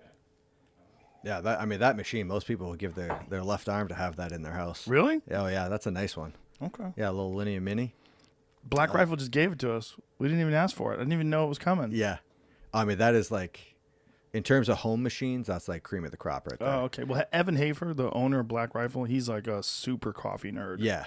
Oh yeah. I'm good buddies with Evan. Oh, okay. Yeah. Oh, all right. There you go. Yeah.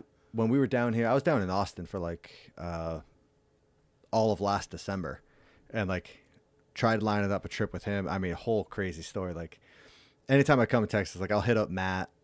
So last year I was in Texas, I stayed with Matt, and then this year I was like, I don't want to be a nuisance to Matt. Every time I'm in Texas, stay with him. So I hit up Evan. I'm like, yo, going to be in town. Can I crash with you? He's like, absolutely, come on by. And then like talking to another buddy, and he's like, what do you mean you're staying with Evan? He lives in Utah. I was like, he said I could stay at his house. And like I ended up staying out at this ranch that. Yeah, he's got a ranch out here. Yeah. Oh, that place is the creepiest fucking place I've ever been. Is it? Dude, it's like 27 bedrooms. It was built in the 60s, I think they said. And nothing has changed. Same furniture. You know, that's where all the NASA astronauts used to go to? Oh, yeah. Like we're walking around this. It looks like a motel out on like a couple thousand acres. And I was like, where the fuck are we right now? So I got out there. So we thought we were going to Evan's house because he never told. He's like, you can stay at my house. Here's the address for my house. Well, it is a house, and he does own it. Yeah. And he's out here sometimes. And so then he's like, oh, I'm not there. I'm like, well, dude, I didn't come out here to stay at like a cool retreat. I came out here to see you. Like, I don't give a fuck about this place. And so we get there. We pulled in at like 10 or 11 p.m. There's no lights. You can't see anything. And it's like, I mean, what is it? Like 14,000 square feet, this place. And the dude is like giving us a tour. And he's just like, there's wings of the house. I'm getting lost in this place. And then he just leaves. And it's just Sammy and I in this house. And I'm like, this is the creepiest fucking place I've ever been. Because there's like all the mounted heads on the wall from all the animals. And like, this place is a time warp into 1960s. Does it have photos of the astronauts on the wall? Yeah, everywhere. Yeah, so like, you're like, am I in a museum right now? Like, what is this? And then we were the only ones there. No one else from Black Rifle was there. So we're just hanging out. And Sam, I was like, hey, you good? And she's like putting on a brave face. Like, yeah, I'm good. I'm like, yo, this place creeps me the fuck out. And I called up Matt the next morning. I was like, yo, we're coming over. That's funny. Yeah, it's that's a big hunting ranch. They take a lot of guys out there hunting. But, you know, I wonder how many animals they're going to have out there now because Texas's deep freeze killed so many animals. Oh, yeah. I mean, thousands of animals. Crazy. I was reading an article about a ranch that lost 2,000 axis deer. They froze to death. Jesus. Yeah. Like a lot of the ranches out here lost all of their axis deer. Like I've kind of cracked up, like living in Tennessee for the last couple of years, coming from Vermont. Tennessee, if they were expecting frost the next morning, they would cancel school. And coming from Vermont, I'm like, what are you talking about? Like, I remember being at the bus stop with like snowdrifts taller than me, and like you just shiver and you're miserable. And then it's like, once you realize, like, oh, they don't have plows, they don't have roads, none of the houses are equipped for this. Yeah. Nothing. And then you even go further south. Like, I remember seeing Tim Kennedy, like, all his pipes froze. Like, in Vermont, it's like, no, the houses are built to withstand winter. Down there, down here, it's like, no, winter doesn't exist. Well, what we had was super unusual. It was once every 120 years, they were saying, it gets that kind of freeze. It was strange. Driving around was strange. It was. I grew up in Boston, so I'm used to driving in the snow and snow tires. Ice. And I just know how to drive in that kind of shit. And I have a Toyota Land Cruiser, so it's 4-wheel drive. I know how to drive in that stuff, and it handles it well. But I was watching people slide into curbs and just didn't know what to do. They'd lived in Texas their whole life, never even been in snow. Yeah, I remember being down in somewhere in Texas a couple years ago, and they got like 1-inch skiff of snow. And it was like the towns were shut down for like 3 days. And I'm sitting there like as a Vermonter, like, because Vermonters laugh at the snow that they get in Boston. Yeah, I'm like, throw some chains on your tires and get out there, you know. Nobody has chains. Yeah, nobody has plows. Nobody has chains. Yeah, like the towns don't own a salt truck. No, like that's foreign. No. Like, what are you talking about? No plows, no salt trucks. There's some plows apparently up in the northwest of the state. You can get some plows. Yeah, because they get fairly regular snow up there, so they have plows. So they try to use some of those. It's just a wild world of like, winter doesn't exist. Well, what's wild is a week and a half later, it was 80 degrees. Yeah. That's wild. Yeah, I mean, like Vermont gets those weather swings of like, it's like I remember. Do you get more now up there because of global warming? Is global warming real? Allegedly. If you talk to I've the heard, liberals. I've heard terrible things.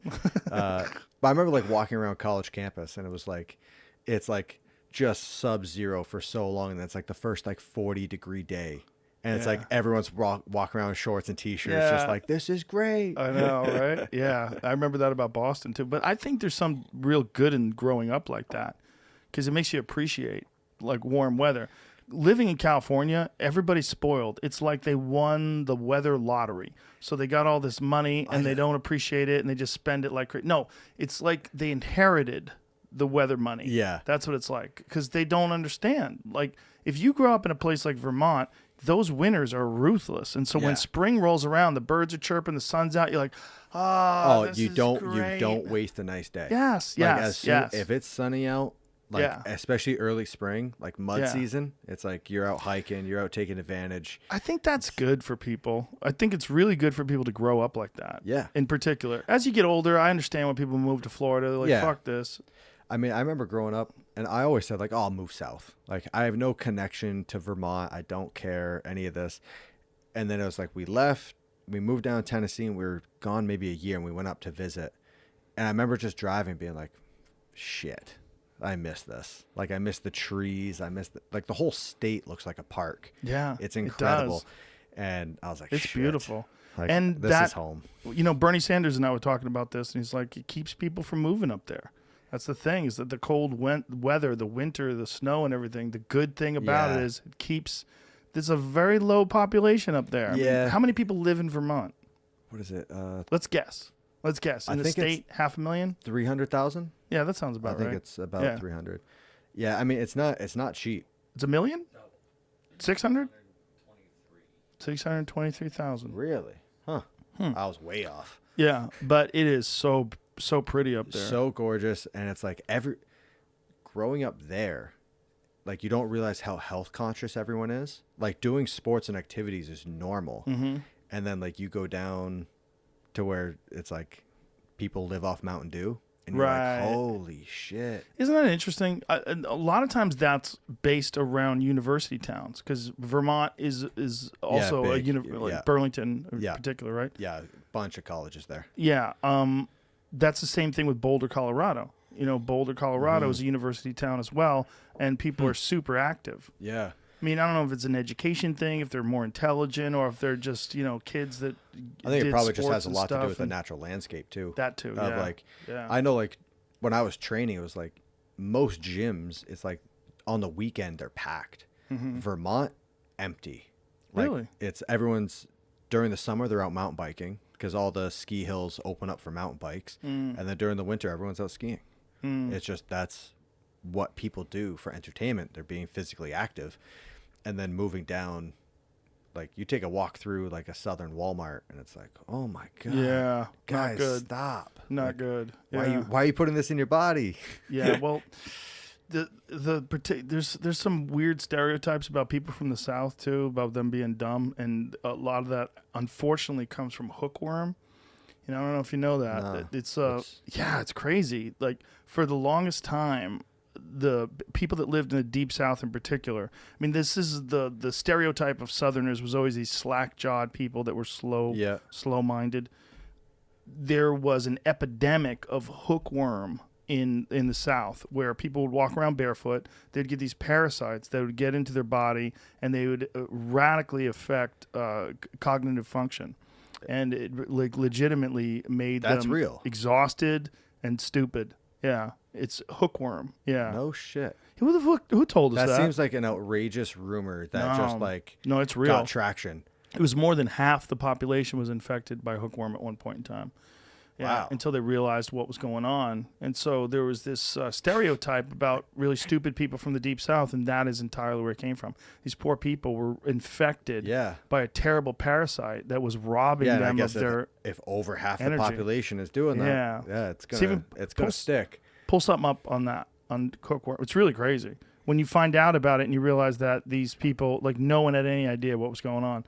And they just thought, God, these people down here are fucking stupid. Meanwhile, you're seeing these poor folks are just infected Yeah. by this parasite. More than half the population. Jesus. Yeah, it's nuts. Because it's real common for the kids to be walking around how worm gave the South a bad name. Hookworms once sapped the American South of its health, yet very few realize they continue to affect millions. That's the worm, that creepy little fucking that stuff disgusting creeps worm. me out. For more than 3 centuries, a plague of unshakable lethargy blanketed the American South. It began with a ground itch, a prickly tingling in the tender webs between the toes, which was soon followed by a dry cough. Weeks later, victims succumbed to an insatiable exhaustion and an impenetrable haziness of the mind that some called stupidity.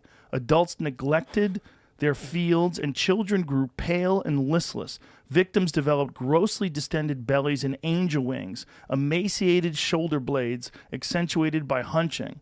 All gazed out dully from sunken sockets with a telltale, fish-eyed stare. I mean, think about any movie that's like making fun of Yeah. like a deep South Yeah. Southerners, like that description. It's fucking nuts, Is man. it? Yeah, and the culprit behind the germ of laziness, as the South's affliction was sometimes called, was, how do you say that, Nicator americanus, the American murderer, better known today as hookworm. Millions of those blood-sucking parasites lived, fed, multiplied, and died within the guts of up to 40% of the population, stretching from southeastern Texas to West Virginia. Hookworms stymied development throughout the region and bred stereotypes about lazy, moronic Southerners. Isn't that nuts? Wow. Like without seeing it in writing, you'd hear that rumor and just be like, Get the fuck out of yeah, here. you're just making some shit up. Yeah, Like yeah. that isn't real. I wish I remember who told us. That's what I was looking for, the like clip about it on the podcast. Yeah. Tell us who it was. I but forget who told us, but First story I found was Michael Yo last year, but it seems like I think we were talked about it telling before him that, yeah, that. yeah. I think I was telling him that. Somebody told me, and I remember like, what? It might have been Rhonda Patrick. I don't remember. But, yeah, that's what happened, man. These poor people. So you go down there and you see them drinking Mountain Dew and being stupid. Like, that's where Yeah. all that shit came from. And then those people, because it took a long time for them, for fucking centuries, people yeah, were for them living to like figure this. it out. Peter Hotez. Ah, there we go. That makes sense. Well, he's brilliant. He's a doctor. And he's actually a specialist in infectious diseases. He's another one who told me that people that live in jungle climates, like in southern, Yeah. really hot climates, almost all of them are infected by parasites. Like they just live with parasites. Yeah. That's scary. Fucking nuts. Like we're over here worried about this one, and I'm sure like someone else over there is just like, you're scared of what? Yeah, you're scared of like- what? A little cough? Yeah. Yeah, I didn't even get a cough. I just like lost my taste and smell. that's it?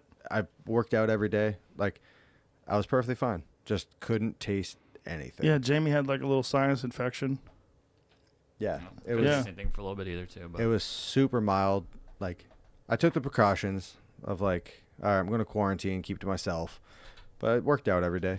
Perfectly fine. Energy was fine.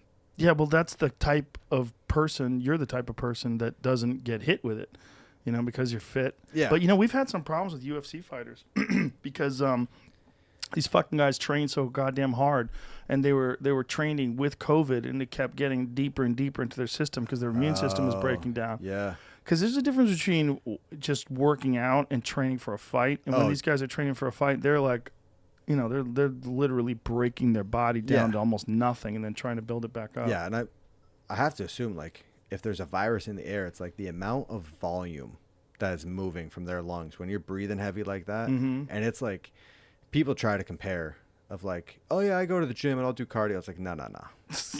You don't do that. Yeah. It's like where you're gasping for You're out there air. speed walking, bro. Exactly right, man. crushing 6-minute miles. Yeah, well, the other thing is these guys are literally breathing in each other's mouths because they're training Yeah, together. They're such close proximity. they're wrestling and they're doing jiu-jitsu and they're on top of each other, or they're sparring, kickboxing, they're Yeah. clinching. I mean, they're infecting each other. Yeah. When it gets in the gym, it usually just burns right through the whole gym. Yeah. That's fucking crazy. But the thing about it is in these gyms, the vast majority of the people that are smart and that know that they have it, it doesn't become a big deal at all. It's a big. One of the things they found out recently was 78% of the people that were hospitalized in America with COVID were overweight. yeah. 78%.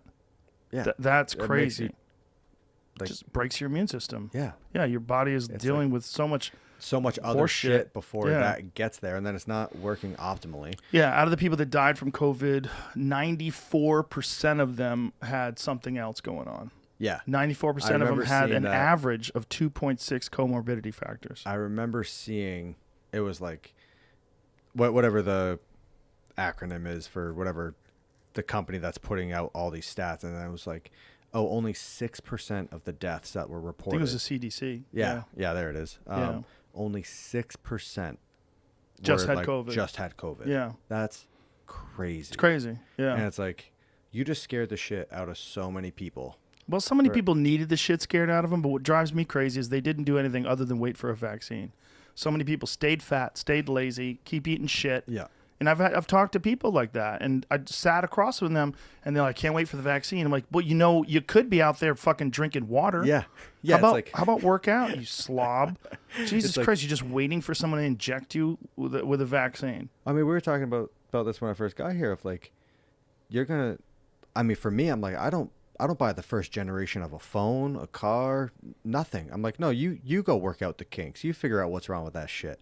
Now it's like the vaccine comes out. I'm like, no, I'm not sticking that in me. See, I'm like, you go work out the kinks. I understand why people want people to take the vaccine. I understand that they want people to achieve herd immunity. But what I don't understand is the lack of acknowledgement that this disease is not what we thought it was this time last year. It's not nearly as deadly. And for people that are healthy, it's not a big deal. Yeah. And that's a horrible thing to say if you hear it and someone you love died. And I'm sorry, but it's true. Jamie got it. He was sick for a day. I didn't even get it. My whole family got it, and I didn't get it. Yeah. Like, you No, don't test at all. positive for the antibodies. No, dude, I or get anything? tested every day. I was testing twice a day. No shit. Yeah. Yeah. It's not that. It's not that thing that we were worried about. The thing that we were worried about was going to kill a giant percentage Yeah. of the population. And when you hear when people say it's killed 500,000 Americans, 500,000 Americans have died with COVID. Yeah, and it's a tragedy. But what's even more of a tragedy is that there's not an emphasis on keeping people healthy. The emphasis is only on social distance, wear 3 masks, wait for a vaccine. Dude, Yeah. I was in the airport not long ago and like saw someone wearing 2 masks. I was like, what the fuck A you lot of doing? people wearing 2 masks. That's what they're asking people to wear 2 masks in California. The same guy that's a thing. that the fucking governor of California is literally asking. This is the guy that closed down outdoor dining with no data at all. There's no data Yeah. that says it's any outdoor dining is spreading Dude. COVID. Not only that, he got busted eating indoors Yeah. with no mask. Like, how is that Yeah. not enough of, like, he just implemented the rule of, Yeah. like, you cannot eat at a restaurant. And then, like, And then he ate at a restaurant. immediately is at a restaurant. It's like, that, with no mask on. that is infuriating. He was telling people to put a mask on in between bites of Yeah. food. And he wasn't doing it. Dude. And that now, is recently, he's infuriating. telling people to wear 2 masks. And not only that, the cases are dropping, the deaths are dropping, the people that die from COVID, Yeah. because they do have much better treatments and much better understanding of what to do. One of the things they used to do initially was put people on ventilators immediately. Yeah. And then they realized in New York City that 80% of the people they put on ventilators died. And yeah, it's not good. Ventilators in that particular situation, ventilators are not good. Jesus. Because ventilators apparently they blow people's lungs out. Like people were having a problem See, with their lungs getting fucked up from the ventilators. And then also, my friend Michael Yo, who got it, his doctor was smart and didn't put him on a ventilator, but he said to him, "Hey, if I put you on this ventilator, you're gonna die because your lungs are gonna stop working. Yeah. And your lungs are gonna want this machine to work for you." Damn. Yeah, like, I know nothing about any of the medical backside of this shit. All I knew was, like, when it first happened for the world championships of CrossFit, like, we couldn't compete at the games unless we had a negative COVID test. So I just stayed home for months. Like, I trained at home. I have a sauna, an ice bath in the backyard, massage table in the living room. Like, I just stayed home. I didn't have How did you get contact. massaged? Did you worry about getting COVID from your masseuse? Like, just trying to limit exposure. Like, Mm-hmm. the masseuse I was using has a couple kids that are in school, and it's like, all right, well, I'm just gonna try to cut that out for now. Yeah. But Sammy would do a lot of my body work on me. Where do you think you got it from? Oh, when I did get it last Yeah. December, I mean, I was at a hunt camp with Oh. like 17 people, and none of us cared. Like, Oh, there it you was go. like the group chat comes out like 3 days later. It was in December? Yeah. So you got yeah. it real early. Yeah, like over. Yeah, it was like this last Christmas. Oh, this Yeah, last like Christmas. like oh, 3-4 okay, months okay. ago. Oh, Yeah. okay. So you were over it. You're like, fuck it. I'm just gonna Yeah, so act like I normal. was super cautious leading into that competition, and then as soon as I got the negative test, I was like, okay, cool. Yeah. Like I'm still being cautious when I meet someone that, you know, they're not as healthy as they could be. But for me, I don't give a fuck. I'm like, all right, cool, got it. Lost my taste, lost my smell. That sucks. For how long did you lose your taste and smell? It was enough time that I got concerned that if it was ever coming back. I think it was probably like 3 weeks. Zero taste. Like could not tell the difference between coffee and water. Wow. It was How weird is that? It was so weird. How'd you know you were getting it back? Smell a fart or something? No, I think it was just like my coffee in the morning. Oh, like okay. I was still drinking coffee just because like I wanted the caffeine. Right. But I think I took a sip and I looked at Sam like, oh shit, I think I can taste Out it a of little nowhere. bit. I think I can taste it a little bit. So I was like, okay, it's coming back. That's a What huge a relief. weird side effect, you know? It Real prevalent. it was I can't even describe it. And you know, like you can't smell anything. So like Sammy would look at me and be like, hey, like you should shower. I'm like, the fuck you mean? She's like, you're starting to smell a little bit. I'm like, oh, whoopsies. That's Sorry, hilarious. sweetheart. That's hilarious. Yeah, it's a little. I understand people wanting to be cautious. I understand people wanting others to take precautions, and I agree with all that. We all should, and that's one of the reasons why I test every day. You know, and also one of the reasons why I heavily supplement. I mean, I take everything, quercetin and fucking zinc and high levels of vitamin D and C and K2 and fucking Jesus. fish oil and everything. And I'm on testosterone and I'm taking a lot of shit. You're a walking pharmacy. Yeah, and on top of that, I'm going into the fucking sauna every day at 185 degrees for 25 minutes. And then on top of that, I'm doing cold showers. Yeah. So I'm just, my body's, I know when things are weird. And Yeah. when people in my house got sick, I had 2 days where my workouts were weird. Yeah. 2 days where I was like, I feel a little shitty today. Yeah. So I said, I'm just going to go through the motions. When you're so in tune with it, Yeah. and then it's like there's just like a grain of sand in the gear, and you're like, something's not right. Exactly. Something's not But right. what frustrates me is the concept that a lot of people who don't take care of themselves were pushing, which is that you can't do anything about this. Like your immune system is not going to help you. Yeah. Nothing's going to help you, which is nonsense because Yeah. we all know that some people get it and some people don't.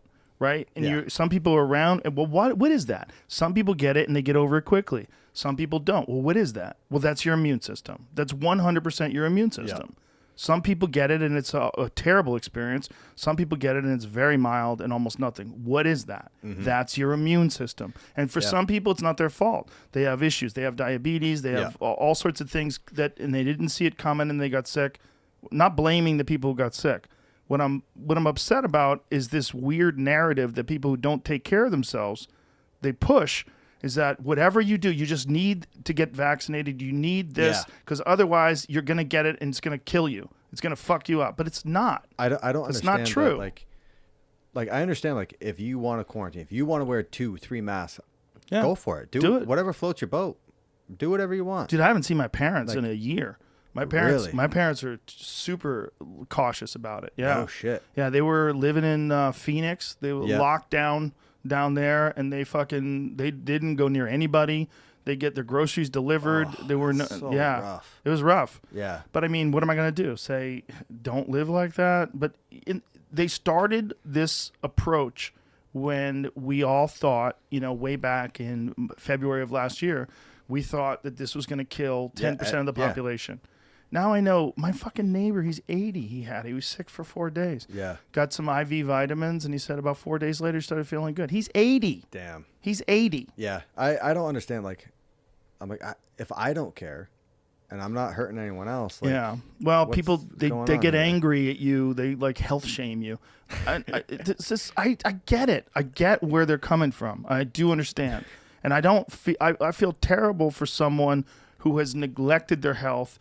And then all of a sudden, out of nowhere, you're forced in a situation like, hey, I know you didn't plan for this, but now here's something that's going to radically test your immune system. And if you're not ready, you could die. And it's not fair. It's not fair for them because they were operating under this assumption that, hey, I can eat fucking cheeseburgers and drink shakes and not exercise ever and not take vitamins ever, and I'll be okay. Because for the most part, you could be okay. And then all of a sudden something comes along that tests you. I mean, like, what's your definition of okay? Like, right. Well, it's not how you want to be or how I want to be. No, dude, like in my off season, I take a month of like, I'm not training, I'm not watching my diet, nothing. Just like you have a fuck off month? Like, incredibly. Do you love it? I love it for like a week. But you only love it because you work so hard. I only love it because I know what's around the corner. I know I'm getting back into it. So it's like, even during my training week, I have one day off, one complete day. I don't get off the couch. I wake up, have my coffee, and I lay on the couch, and I'm like, I'm not doing shit. You just watch TV and chill? Just watch Netflix all day. When I know I'm training the very next day, I know what I'm doing in 24 hours. I'm going to be killing myself in the gym. So I want to do as little as possible right here. If I know I have a week off after a competition, there's no fucking way I'm sitting on a couch for that long. I'm like, no, I feel like I'm wasting my potential. I'm wasting my day. I'm wasting my life. I'm not progressing in any way. So it's the same as like after competition, after the big one, I take a month off minimum. And it's like I eat junk food, and like for the first couple of days, it's like, oh, this is a treat. This is nice. Dude, after like 6 days, 7 days, when you start getting a bit of a jiggle and you feel slow, you're tired, and you're like, dude, fuck this. Like, do you exercise at all during that time off? None. Nothing. Nothing. Not even go on walks? No. Fuck no. Like when I say like I take time off, I don't stretch, I don't roll out, I don't do anything. Wow. What is it like the first day back after that? Rough. Every year, the first week back, I'll like get on the rower because I'm so familiar with that. Like I know how to suffer on that rower or like on a bike or something. And every year I'll get back on. I'll be like, I'll pull some 500s with like built-in rest, whatever. And it's like, I went too far this year. I went too far to the dark side and I lost all my fitness because I'm doing these workouts that are like a warm up for me a month ago. And then it's like, I stop halfway through the workout, like, and I'm just hurting. And it's like, I'm like, there's no way I can come back from this. I'm fucked. And then it's like you just keep coming back day after day and just chipping away at that block and getting your fitness back bit by bit. Do you ever say to yourself when you do chip yourself back and you are struggling, do you ever say, next time I'm not doing this? Every year.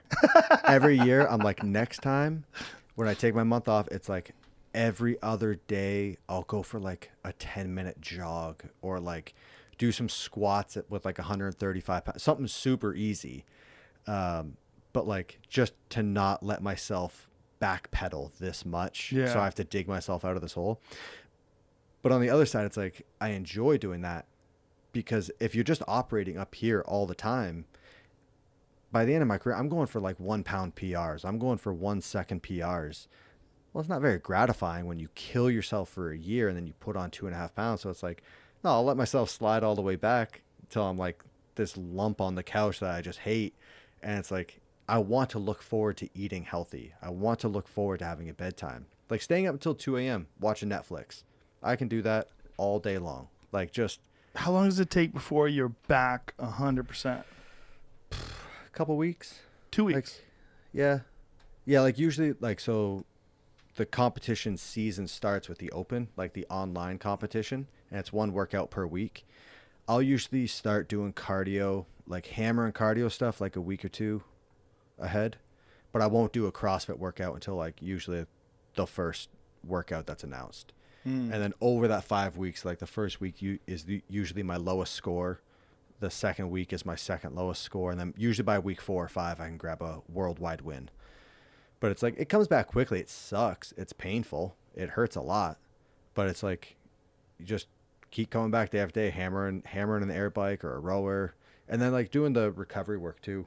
Because it doesn't matter what movement I do. I'm going to be so crippling sore the next day. Like my back squat, like in season, I'm squatting just shy of 500 pounds. I can do sets of 10 with 135 and I'll be walking peg legged for like 2 days. Wow. Yeah. So I mean, doing sauna sessions, ice bath sessions, all that stuff. Like, What is your protocol for sauna and ice bath? I usually do like 15 minutes in the sauna, like hovering. It'll vary depending on what the temperature is outside, but like usually like 190, 200 degrees. I'll try to squeak out 15 minutes. Are you doing it in one of those barrel outside saunas? Yeah. Do you like that? I love that thing. It's like one of the best purchases. Saunas are awesome, aren't they? I'll never go back to not having a sauna. Daniel Cormier he uses a sauna outside. He's got a barrel sauna outside in his backyard, and he uses it at night when it's dark out. Yeah, me too. And he says it's so creepy because you just got this one little window that you're looking for. Yeah, I mean, it's a super thin door. Yeah. Like, I think it's listed as like a 4-person, but it's like, come on. if you're in there with one other person, you better be comfortable with that person. Right. Because like you're close. But I mean, it gets... Yeah, there's DC sauna. Yeah, so mine's he even... says it gets dark out there, and he goes. His wife shut off the light on the porch. He has to open the door. What the fuck are you doing? Turn that light back on. So mine's identical to that, but it's even shorter. So it's like 6 feet. That looks like an 8-foot one. Those are so awesome, though. I can't recommend saunas enough. Yeah. I have one inside the house. And then right next to it, I have just a deep freeze in like one of those like plastic garden sheds. Yeah. And just deep freeze, and I just ran caulking around all the seams, filled it up with water, put a thermostat in there so it like an auto. So what do you keep it at, like 33 or 34 or something like that? No, I found when I was putting it down that low, like it would ice over, and it was just like working the engine a lot. So it was working the compressor. So I think I keep it like 38.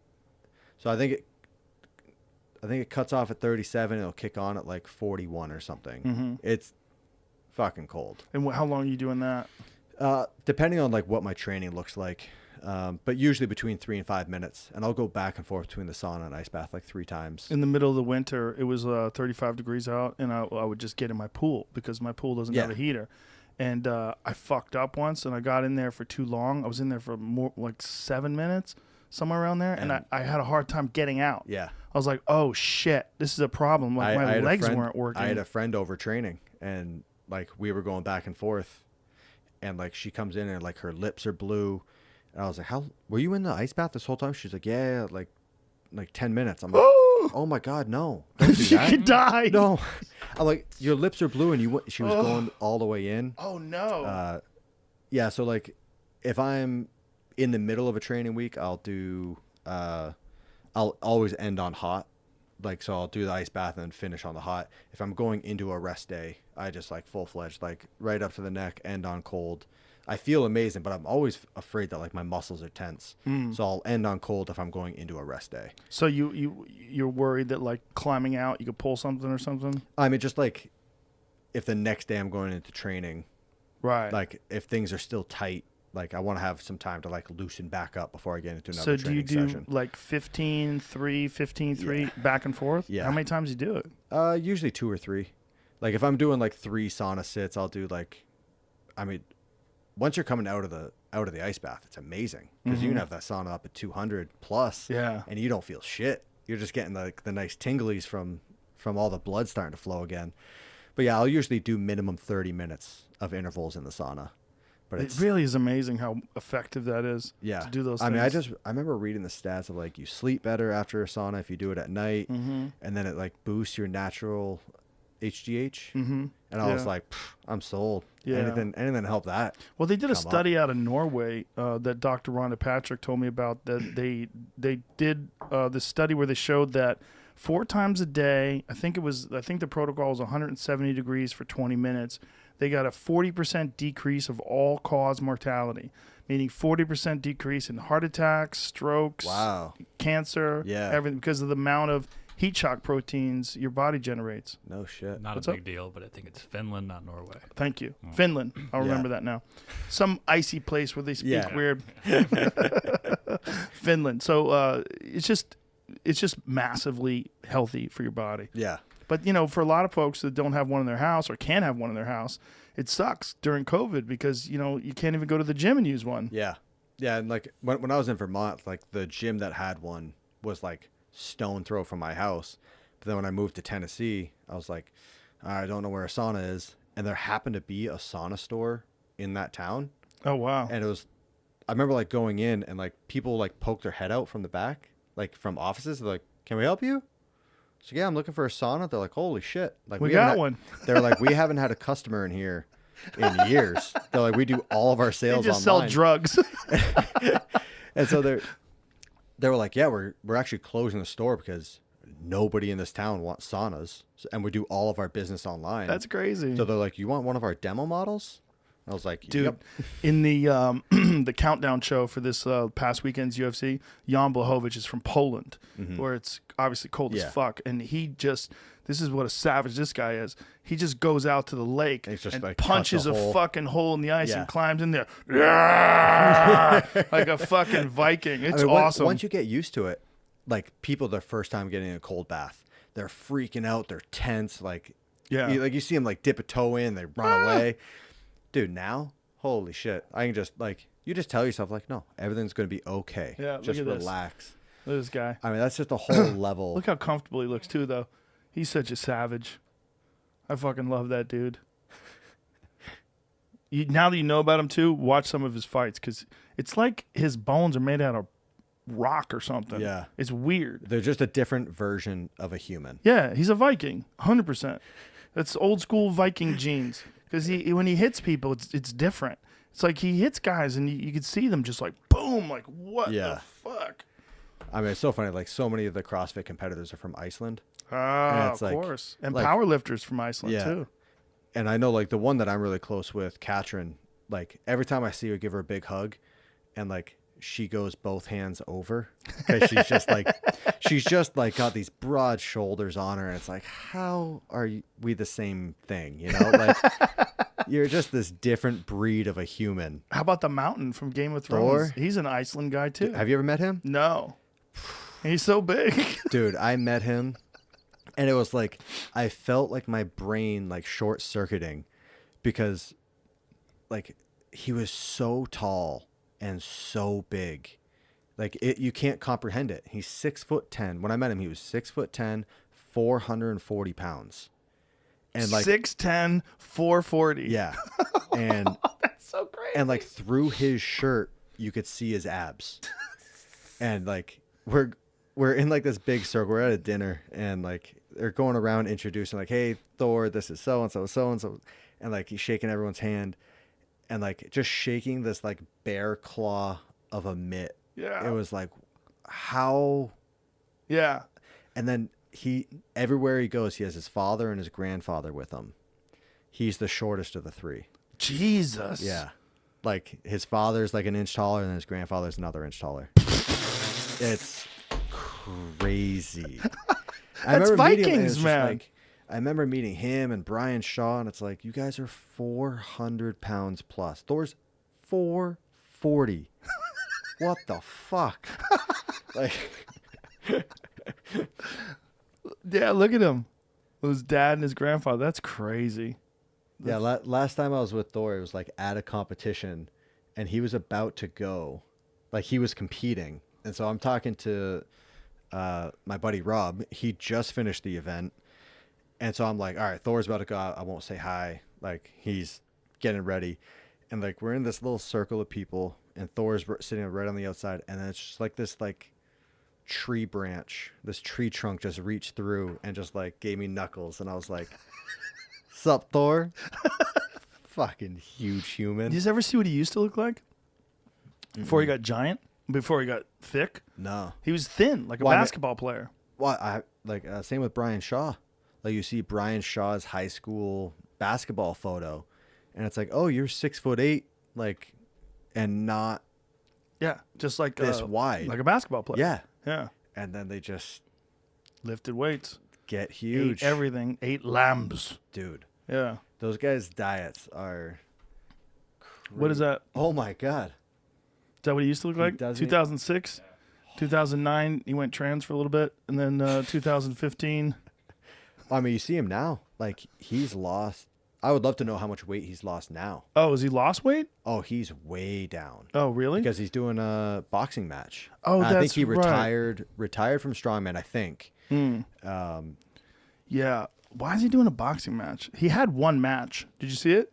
I watched a little bit of it. He fought a Yeah. tiny guy. Yeah. He fought a guy. I mean, Well, I mean, he's fighting relatively he's tiny. fighting Eddie Hall. Yeah. Well, Eddie Yeah, Hall's so- enormous, right? Dude, Eddie Hall Yeah. What's is such a the freak. size of that left thigh? That's not little. He's still a freak. So, how old's Eddie Hall? They're both like, I won't even know. 30s, late Yeah, I'd say they're 30s? probably both mid-30s. and so why? What makes him want to do that? Like, why is he having a boxing match? I think they might have a beef from when Eddie Oh. competed in strongman, and then Eddie was the first man to ever deadlift 500 kilos, and then Thor did 501, and I think they just talk shit. So they decided to fight. And then I think someone with a big enough prize purse came in and was like, "Yo, boys, How about like, this? yeah." I mean, it's gonna be a scary fight. Eddie is freakishly athletic. Well, that might be a Watching problem. Watching that man move. Boy, look at that face. Look at his neck. It's like his neck Dude, pokes he- out the back of his head. Last time I saw it, it was like he was like 360 pounds, and he had a six pack. Why don't you Google Eddie Hall boxing workout? That's, I mean, that's what I was looking at to get to this. I want to see if he can strike. Here's December. The thing is, like, sparring is okay, but I want to see his movements. I want to see From him someone hit that a doesn't pad. know, Okay, that's not good. This is not good. Right away, we're saying that you got a real problem. Yeah, this is terrible. but if he's fighting someone else has very similar skill level, yeah, is I it mean, bad? he's very rudimentary, but also like you see, his body is very feel- stiff. I feel like I've seen videos. Oh no, this back in December. Okay, this isn't too long ago. Yeah, his body, his body's super stiff. I mean, it's not moving just the very body well. transformation he's gone through. Like, have you seen like when he deadlifted 500 kilos? Is this his Thor boxing? Yeah. Oh, really? So he had a boxing match in 2012. Interesting. Oh, See, Thor, right away, you could see he's moving a little bit better. He's still fucking ridiculously enormous. And this other guy is, the other guy is just more fluid, but so much smaller. I mean, the guy looks like he's 100 pounds smaller than him Yeah. easily. More than 100. Look at the size difference. But you can see he's having a hard time moving his body. When you put that kind of mass on your body like these guys do, it's just you're not designed. It's like, you know what it's like? It's like trying to go around the Nürburgring in a drag car, right? yeah. It's what it's like. I mean, like you saw if you can look up like the body transformation he went through when he deadlifted 500 kilos, it looks like someone like filled him up with an air hose. But like it doesn't look like a real human, especially when you know what he looked like before. But what I think is scary about Eddie is like he's done these other things in the past where he was like, I am like, look at that. Yeah. That's him. The thing is, like, looking at him sparring there, he's just not moving so good. Yeah. Jesus Christ. I just look at it like So now he's 360. I think it was I just like, want to see him. I want to see him hit the pads, though. Like, I'm seeing him sparring, and he doesn't look very very mobile, and he's doing everything like where he's dropping his hands real Yeah. low, and his body looks. He's having. But the thing about sparring is, it's like you're anticipating getting hit back, so you're tense, and if he's not efficient and fluid, like if he doesn't have good mechanics, then you don't get a total sense of what he can do. yeah. Like maybe he can get better, but when is the match? September idea. 21st, it says. Oh, that's plenty of time. This is 3 days ago. Oh, okay. Well, that's There's no not this video on the screen. I'm sorry. April, May, June, July, August, September. We got 6 months to prepare. Okay, see, this is like super stiff, man. And he's throwing these punches with his arms, you know? These are arm punches. Like, almost like he shouldn't even be hitting things. No, really, like legitimately. Like if you want to train a guy like that, Like you Like, don't. You he's don't. supposed to have like more body rotation. 100%. Yeah, you don't. You almost would not want him to hit things hard. What you would want him to do is like have his hands like loose. Yeah. And you would want him to just get used to doing this. Yeah. Just get used to moving your whole body as you punch. Because right now he's so jacked and he's so big that he's doing this. I mean, he's such a huge Yeah. human. It's like for sure just the mass that he has is going to hinder some motion and some movement, but if someone could show him, like, there's guys that were big guys that have fluid technique. Like, here's a perfect example. Google Butterbean KOs. Oh my god. Perfect I example. Love Butterbean. Butterbean. Everybody loves. Who doesn't, doesn't love love Butterbean? this fucking guy? King of the three rounders. Right. Butterbean was an enormous guy, but he would flatline people. He had good technique. Yeah. For a big guy, and he was fluid. Like the way he would throw. Look at the size of him. Perfect example, right? Fucking enormous. I mean, fucking enormous guy. But when you watch him throw punches, he's got much. Look at the he turns his shoulders. Like, watch, he throws this right hand.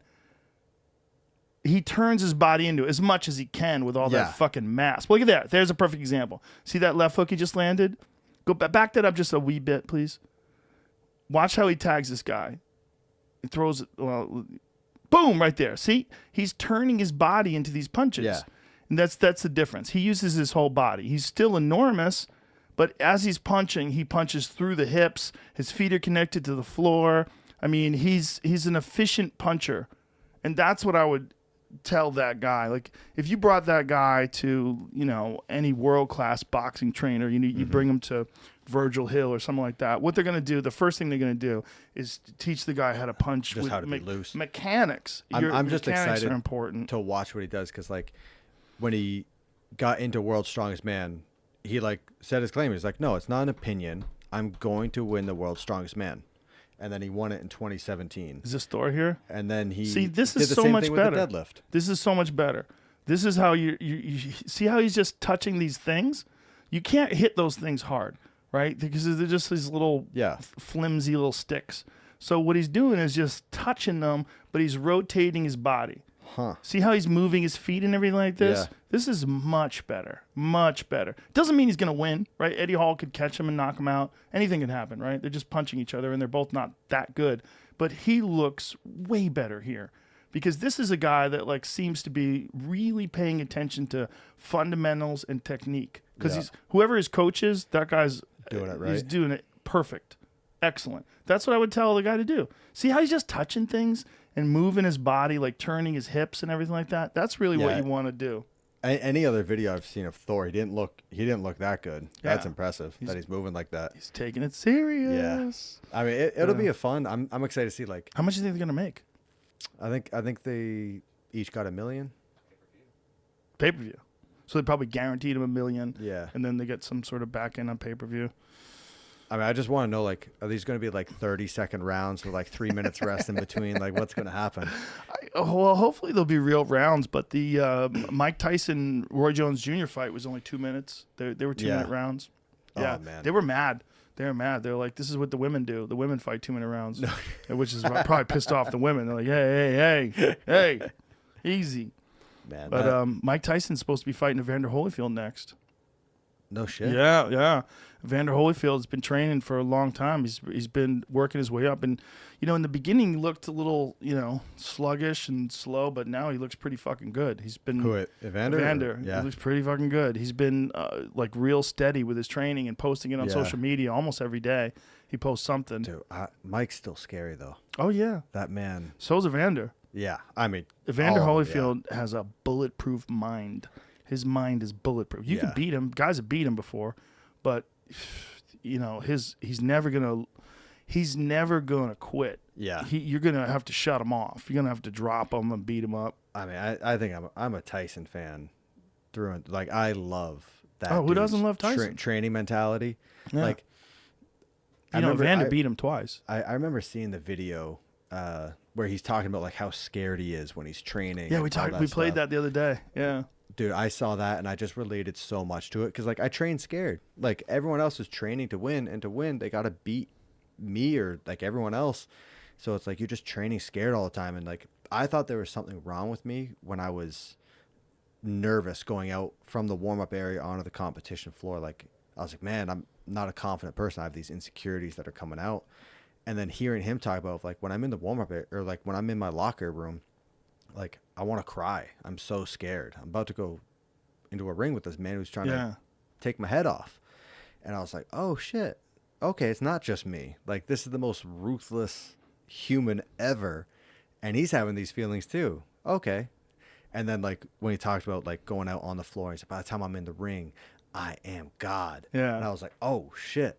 Like, that was, I just related to that a lot, and I just latched onto that. No, it's we played that clip the other day. It's an amazing clip. It's super inspirational. Yeah.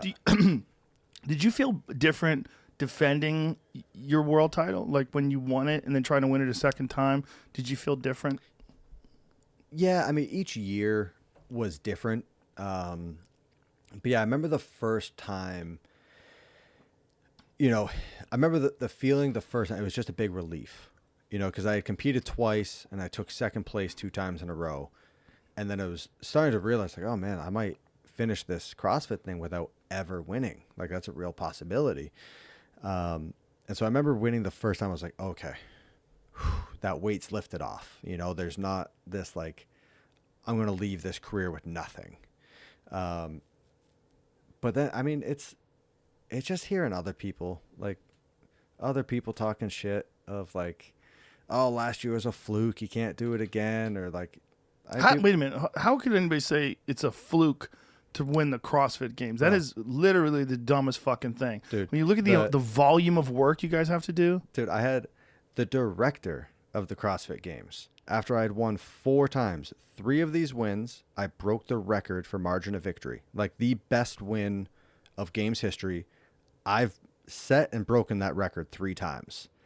And after my 4th win, going into my 5th, like, he put out an article saying, like, Matt Fraser's slipping, his performance is slipping. And I'm like, the director? oh yeah, the dude that runs the whole thing. What's his name? Dave Castro. Is this the guy we were talking about? This is a different guy. No. This is a different guy. Why would he do that? Beyond me. I don't know. That's just. Did you talk to him about it? No. No? No. I just, like, I saw this come out and I was like, how am I slipping? Like, how could he? I haven't lost an in-person competition since, like, 2015. Like, if it's an in-person competition, I've won it for the last 5 years. Like, and he put out this article and I was like, wow, that's a huge conflict of interest, because he's the one programming the games. Right. He's programming the competition. And then he also released something that said, like, I just finished programming the 2020 games and it's not good for Matt. And I was like, oh, wow. are you shitting me? Like, so do you think he was trying to get you to lose? I don't know. I mean, there was a couple things that came up that. What a dick. There were a couple things that came up that made me question of, like, I think you're trying to. Does he have a relationship with someone else that's in the? No, I think he just doesn't like me. Why? Seemed like a real nice guy. Everyone just jumps when he says jump, and I wasn't that guy. He likes power. Yeah, that's a general consensus. But yeah. What is the deal with the dude who started CrossFit? Because he doesn't look like he exercises. No, I have. That's baffling to me. Yeah, I remember seeing there's him, a lot of boxing trainers that don't look like they work out at all, and they're great trainers. But then I feel like the boxing trainers that, like, they look like they don't work out, but then, like, you see them hit a bag and you're like, oh shit. Probably you like can Butterbean. move. Yeah. Yeah, I remember seeing him for the first time. Like, that's the guy? Like, that's the guy who started this whole thing? Like, really? How did he start it? Was he high? He was just like, I got an idea, bro. I don't really know. Let's get people to work out until they die, man. I haven't heard enough. I don't know enough of the history. But you would imagine that, like, when I thought I'm going to see the guy who created CrossFit, I thought he'd be built like you. I'm like, oh, we're going to see some. Or at least, like, stud. some form of healthy athlete. Yeah, some guy who's, like, really into, like, extreme competition. Yeah. So I've met him twice. Like, and it was a, hey, how you doing? That was it. Like, one time he was at an event and I think he needed something from the person I was talking to. And so he was like, hey, I'm Greg. Nice to meet you. I was like, hey, nice to meet you too. And then the second time bumped into him randomly at a Starbucks. Oh. Like we were in Hawaii, and then like he came into the Starbucks, and I was like, "Oh, hey, Greg," and he's like, "Hi." That's it? That's Hey, guy who wins my thing every fucking year. Maybe I'd want to say hi to you. He came out recently talking about how he hates. Whoa. that's the guy. He came Right? out recently, like in the last couple of years, of like how he doesn't like the games.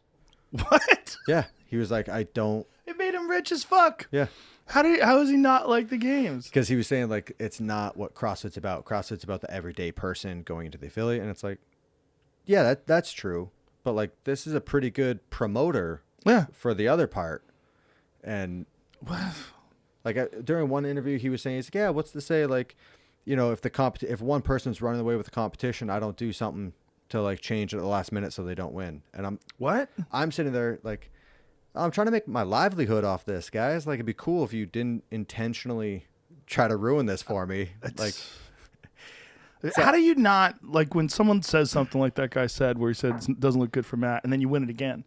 How do you not like rub it in his face? Like, hey, fuckface, what's up with that article? I mean, especially since you're retiring. I mean, you kind of put it, it's one of those things that like mentally, like you pin it on the wall. Right. So like it became a thing that he said, he goes, Matt's performance is slipping. And I was just like, all right, I'm going to show you slipping, motherfucker. And you're just like, okay, I don't want to give him the gratification knowing that I'm thinking about it. Right. Well, But now he knows. Yeah. I mean, But it's okay. I think I've already told him some other stuff. Oh, did you?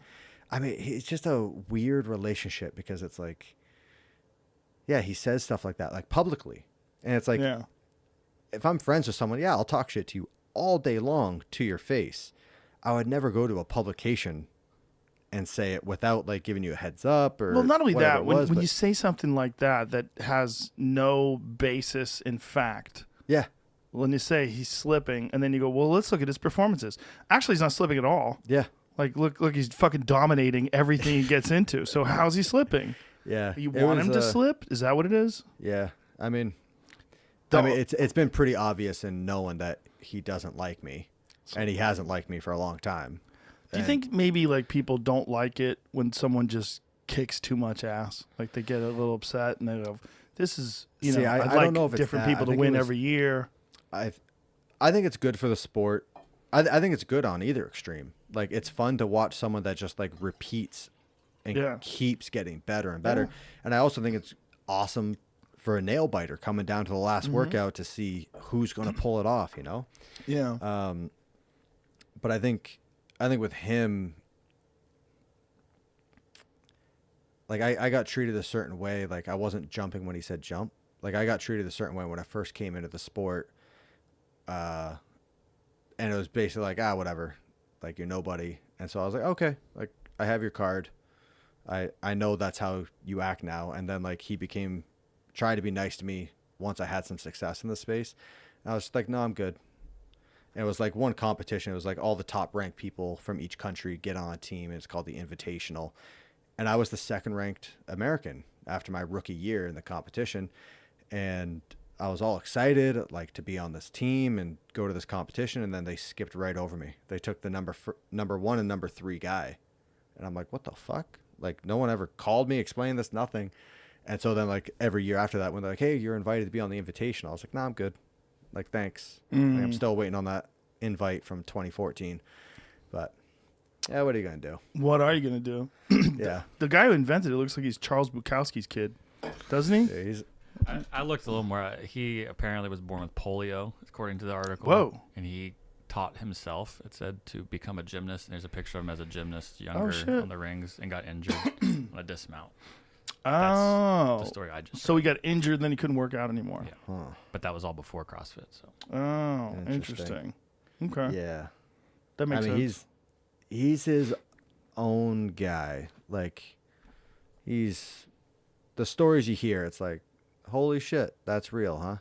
You know, but The stories you hear. I mean, just like how, like, as soon as the whole thing came out, after after George Floyd, you know, he's under fire because people are like, oh wow, you're a shitty person, and then it's like kind of like when allegations come out against one person, and someone goes public with it, and then everyone else steps forward of like, oh, that happened to me too. Here's my story.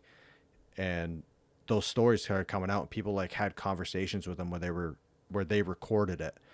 And it's like the shit he was doing was disgusting, of just like racist and like womanizer, like all this stuff started coming out, and it's like, holy fuck, like how did it go this long without this stuff ever coming out?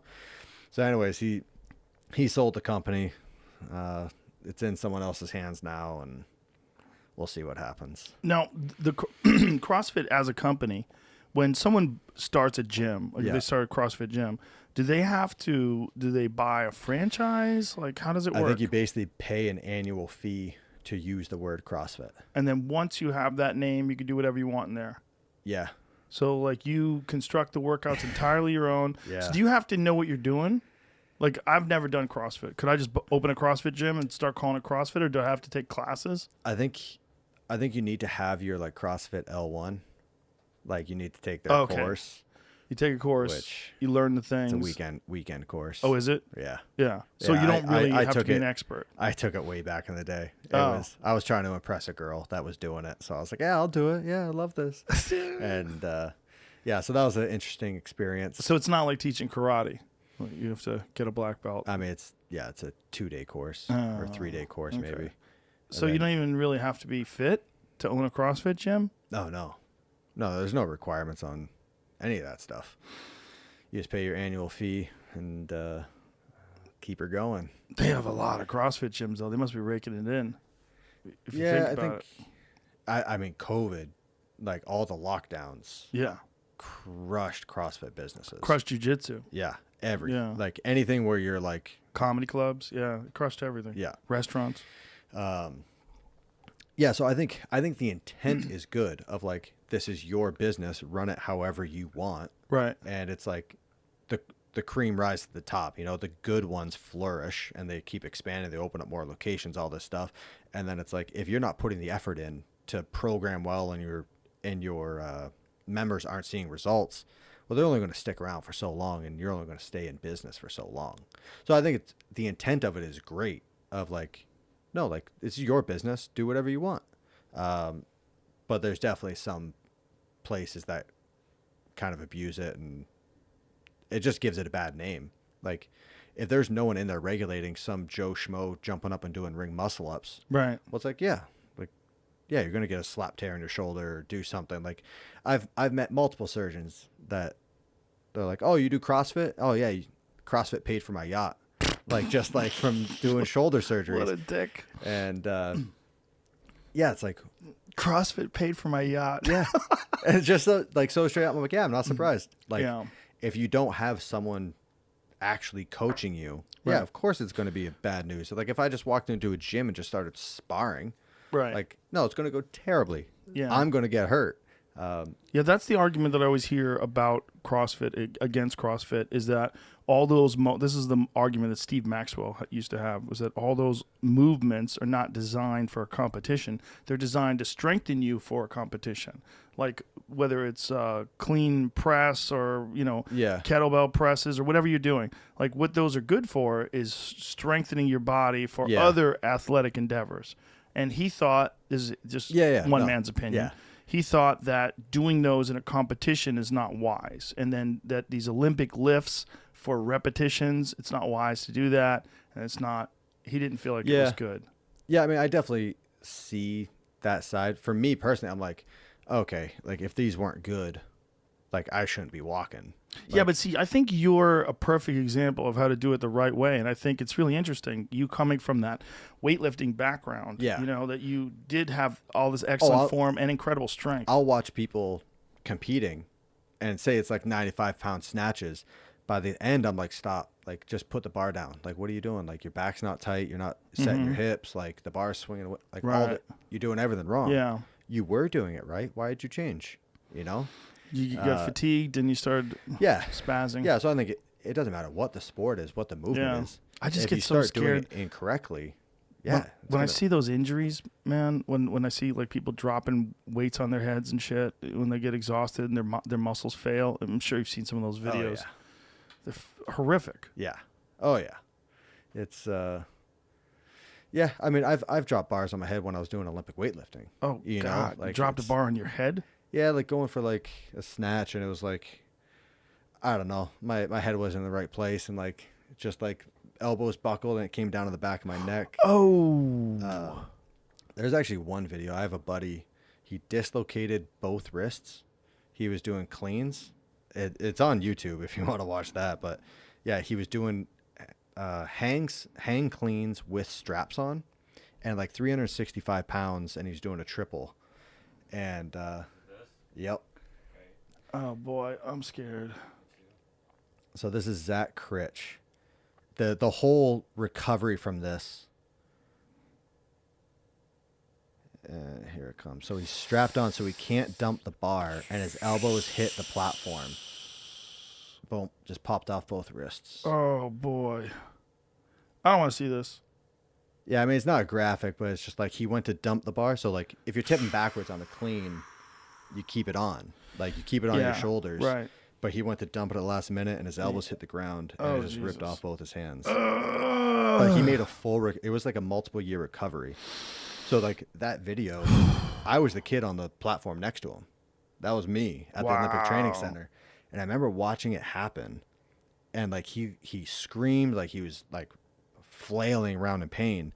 And I remember, like, watching it, and they're like, what are you screaming for? Like, the bar didn't even hit your chest. And then you just see his hands, like, flopping. You're like, oh, your hands aren't attached anymore. Oh, Jesus. How long did it take for him to come back? It was like a year or two. Oh, my God. I watched one where a guy was in the middle of a competition. He dropped the weight on the back of his neck, and he was paralyzed. Yeah. So, he was out in California. So I remember him talking about that. I want to say, like, it was while the bar was overhead. Like, it wasn't from the bar hitting him that paralyzed him. Like, I think the bar hit the ground and his legs were already limp, and then it bounced and hit him. I've only met him once, I think. Or Kevin Ogar. Kevin Ogar, that's who it is.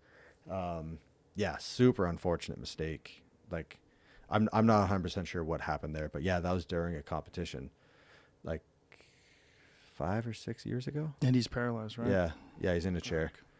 Still works out like a madman every day. Yeah, wow. He's crushing it.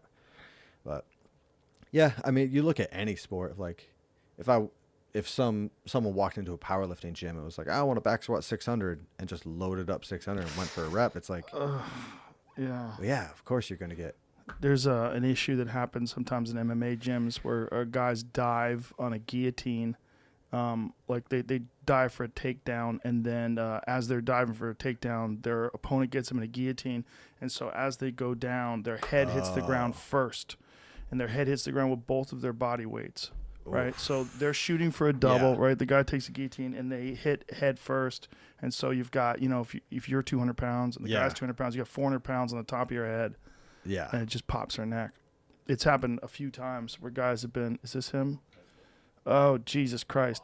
Bounced back and struck him in the neck, severing his spine and leaving him unable to move his legs. Holy fuck, man! Yeah, that's Oof. Gives you the tinglies. Yeah. But I guess anytime you're doing anything with your body that's that extreme, anything physical that you're pushing it to the point of like almost failure. It's like, you're taking on risk. But, yeah. Scary shit. Yeah. When you look at your career and you look back on it, is there anything you would have done differently if you could go and do it again? I mean, like the typical answer I always give, like, I love where my career ended up. I love where I'm at now. And it's like, yeah, I made mistakes. I made very obvious mistakes, but they put me to where I am today. So it's like, no, I would leave the mistakes where they are. Going back, looking back, I'm like, oh yeah, I fucked up a couple times. There were a couple, like the whole 2015 season, in 2014, I got second place. And then the guy in first place retired. And I was like, I'm a shoo-in. Here we go. And then I just like slacked off the whole year. Ate like shit. Didn't have a good training schedule. Nothing. And then I got second place again. I got the results I deserved. But still though, you came in second, which is pretty crazy. Yeah. Slacked off, ate like shit, came in But second. I looked at it as like, I get I it. lost. I understand. Like, and so that was rough. But then the following year, like, that's what made me get my ass in gear and be like, no, fuck that. If I'm doing this, I'm doing it right. I'm doing everything. And so I went from losing by like a handful of points to breaking the record for the most points and then breaking it again. Like, so in some ways it's like, I hate that season, like the disappointment that came with it. But then I'm like, well, I wouldn't have had these next 5 seasons without that disappointment. That's the one that kicked me when I was down and just changed everything about what I do. So it's like, do I want to change that mistake?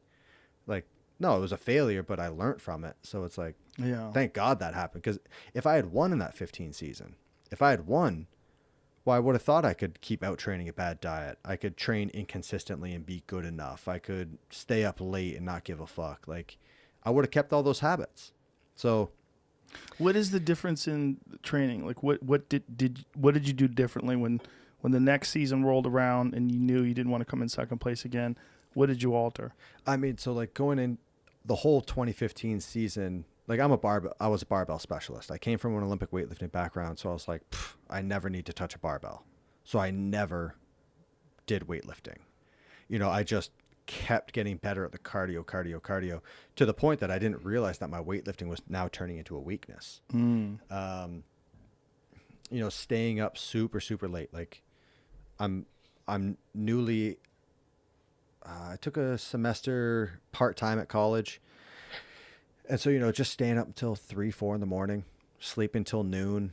And then like I would finish up my training at like 10 p.m. And I was like, oh, it doesn't matter what time of day. I'm getting my training done. But it was super sporadic. My diet was shit. I was eating off food trucks and just like pizza, Chinese food. Like, and I thought it was funny showing people like, I can out-train a bad diet. You know, they're the ones telling me, like, they're trying to help me. Of like, you got to clean this up. You got to, you know, eat these foods. I'm like, fuck that. I'm still beating you in workouts. You can't tell me what to do. And so it's like, yeah, I got my ass kicked in front of a lot of people at that competition.